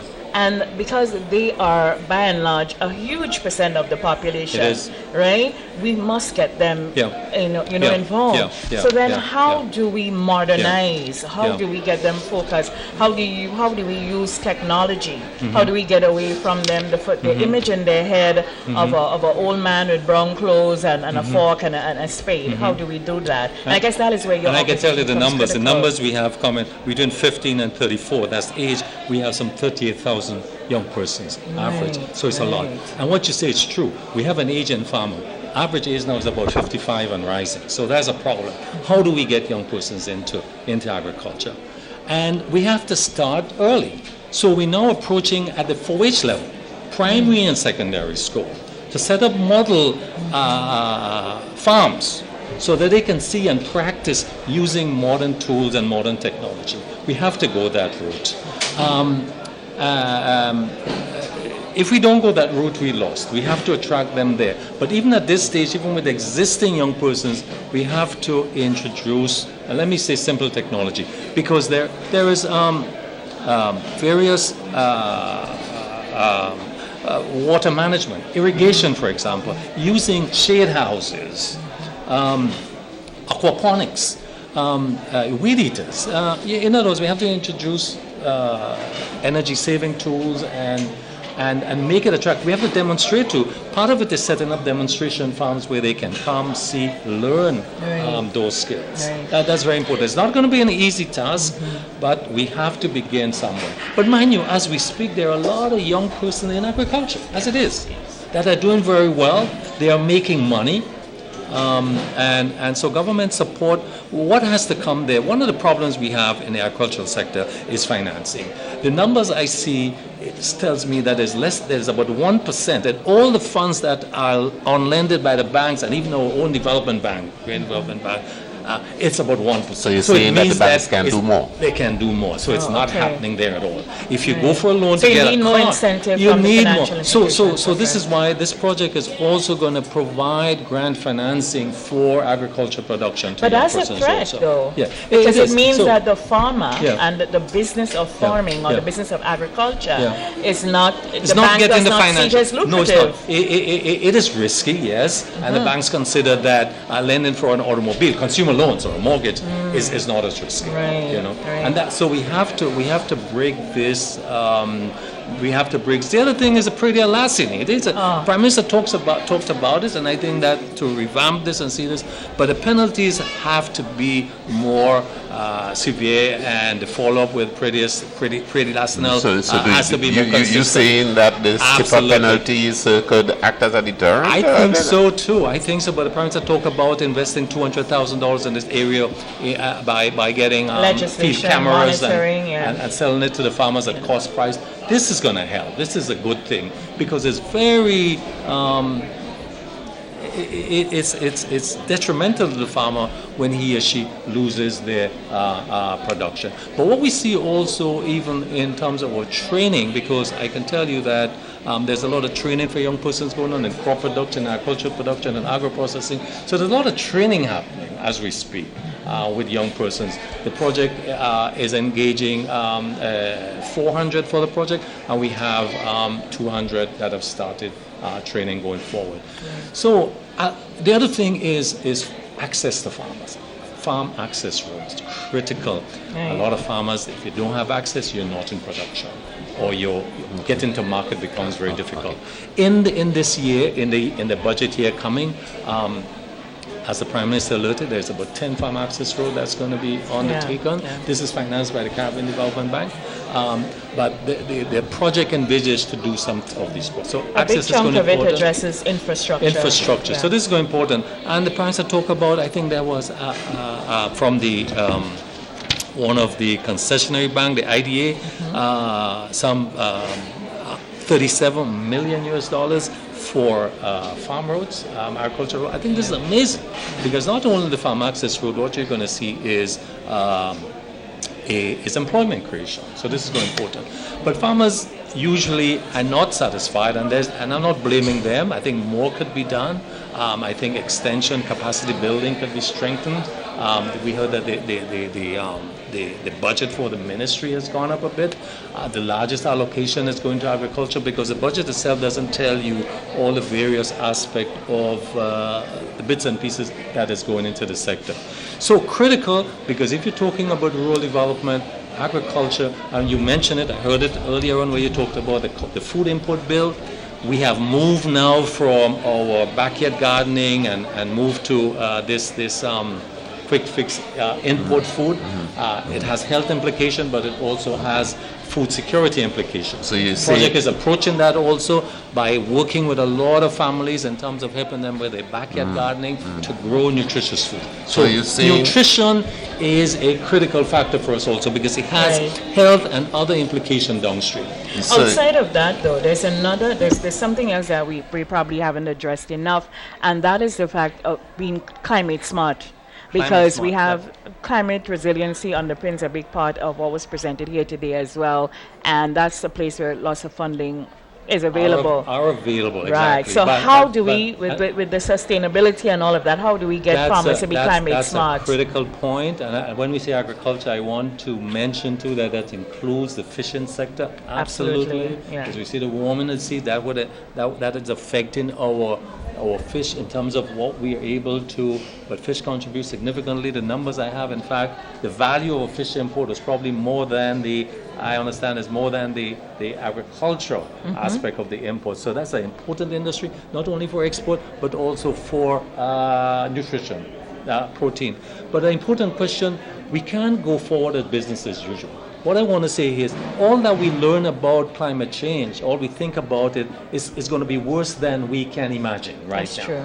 So the planning and the investment we're doing now in terms of mitigation and adaptation is going to be very important. Okay. From the point of view of climate proofing our roads, in terms of farm work, in terms of drainage, proper drainage, the type of agriculture practice we do in terms of soil degradation or soil erosion. But even logistics like zoning. It is. Where the best way you plant the best crops. It is going to be, because we're already having it. We have longer droughts. We have more intense rainfall. The erratic.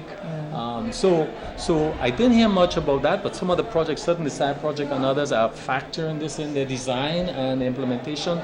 But we need to talk more about this, and it's not to scare people, but that's just going to be the reality going forward. Thank you very much. My pleasure. Nice. All the best. Thank you so much, Mr. Campbell. All the best. Thank you. Bye-bye. We've been speaking there with Mr. Byron Campbell. He is the CEO at SIEP, and they are headquartered in the rural district. If you notice, his emphasis is rural, making sure that the rural.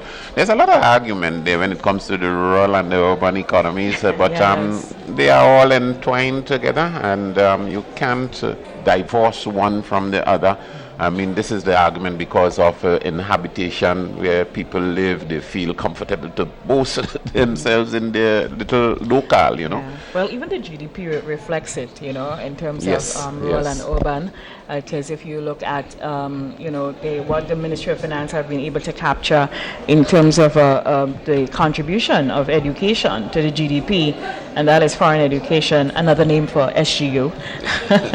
They have been able to capture, 18.69, I believe. It's probably more, but that's what they captured. So that is a big, So how then do we fill that gap? Brenda, my main concern, and probably I've grown with it, and I'm seeing it before my very eyes.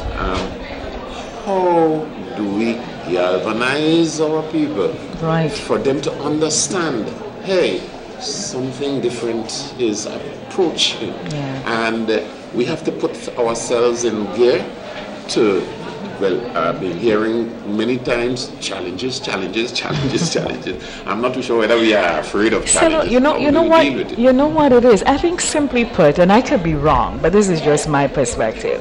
Simply put, is that the way we know to live, the comfort zone, the habits, the customs, the world has changed.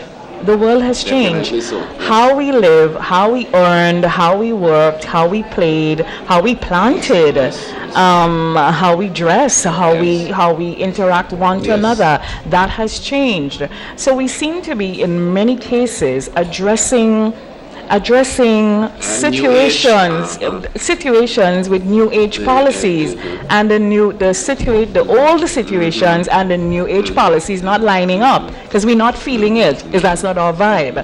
So, and that's my question to the Prime Minister, really. How do you get us to move in a nationalistic trajectory, understanding that we are evolving and that we are living in a new global dispensation? And how does Grenada, fit into that? I mean, these things and he was right to mention in here that yes, it can look good on a paper, the growth and all of that and everything we're doing, but it's us to move it forward. So I think that in itself it requires a shift. Well, thinking about Singapore, Yeah. They did it. Yeah. And we could do it. Same small territory. We can do it, providing that we can get the nation to understand its habits. Yeah. Because there are some habits you need to break. We need to get we need to get the younger among us understanding, because I mean we say it all the time, it's on paper that they're not, but we saw Karan sat here and basically struggled to tell us how he's going to motivate or somebody to get involved in agriculture.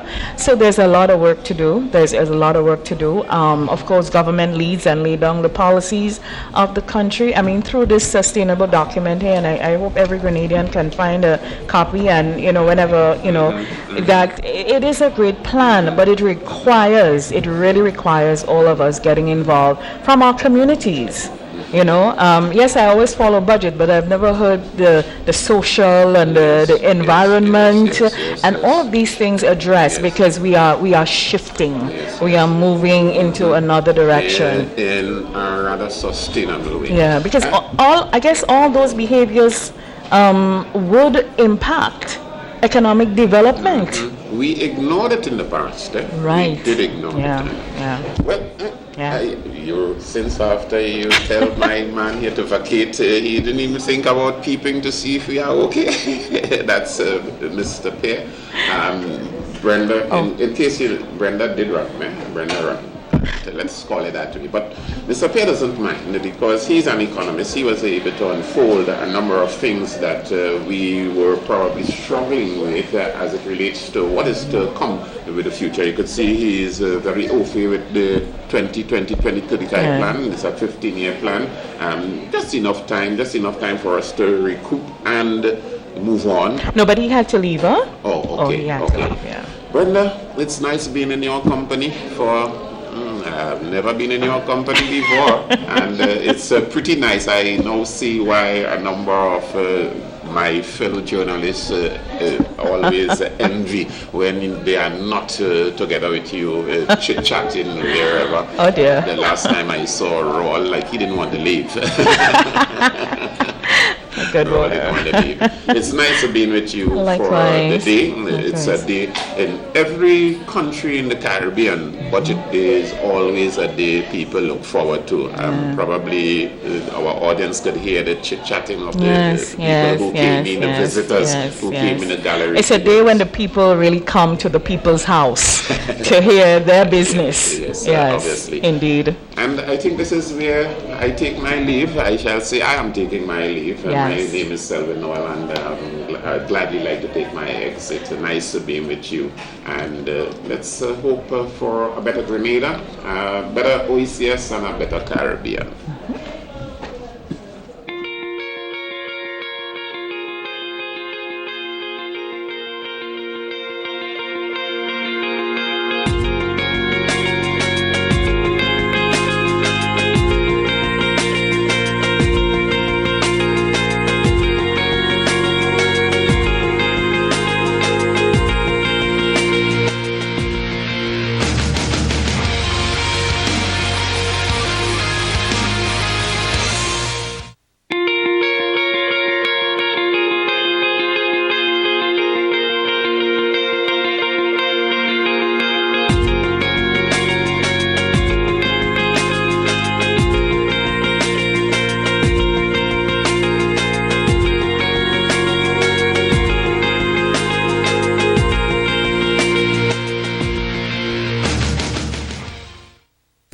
Stay up to date with all that's happening with the new national party, NNP. Send us a message via text or WhatsApp on 405-8683 with your name, email, and constituency. Stay in the know with NNP. Get updated. Now this is the big one, as Culture Train String Band Group presents the Parliamentary Parang Train 2.0 from Friday, November 1st to Saturday, December 21st. And we kick things off on the Sister Isle. Friday, November 1st, the Brunswick Cemetery. November 9th, Bristol Shop in Leicester.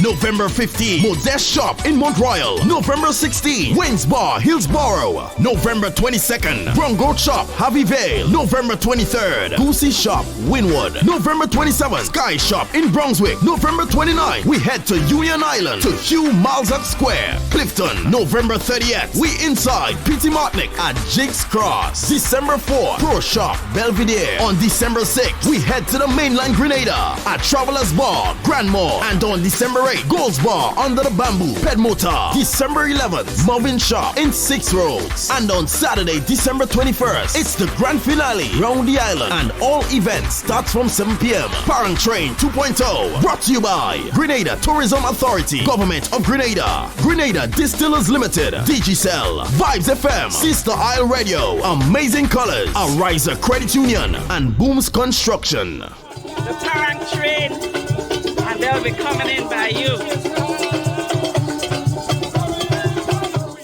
If you think safety rules are a pain, try having an accident. Drive safely. A message from the Traffic Department of the Royal Grenada Police Force.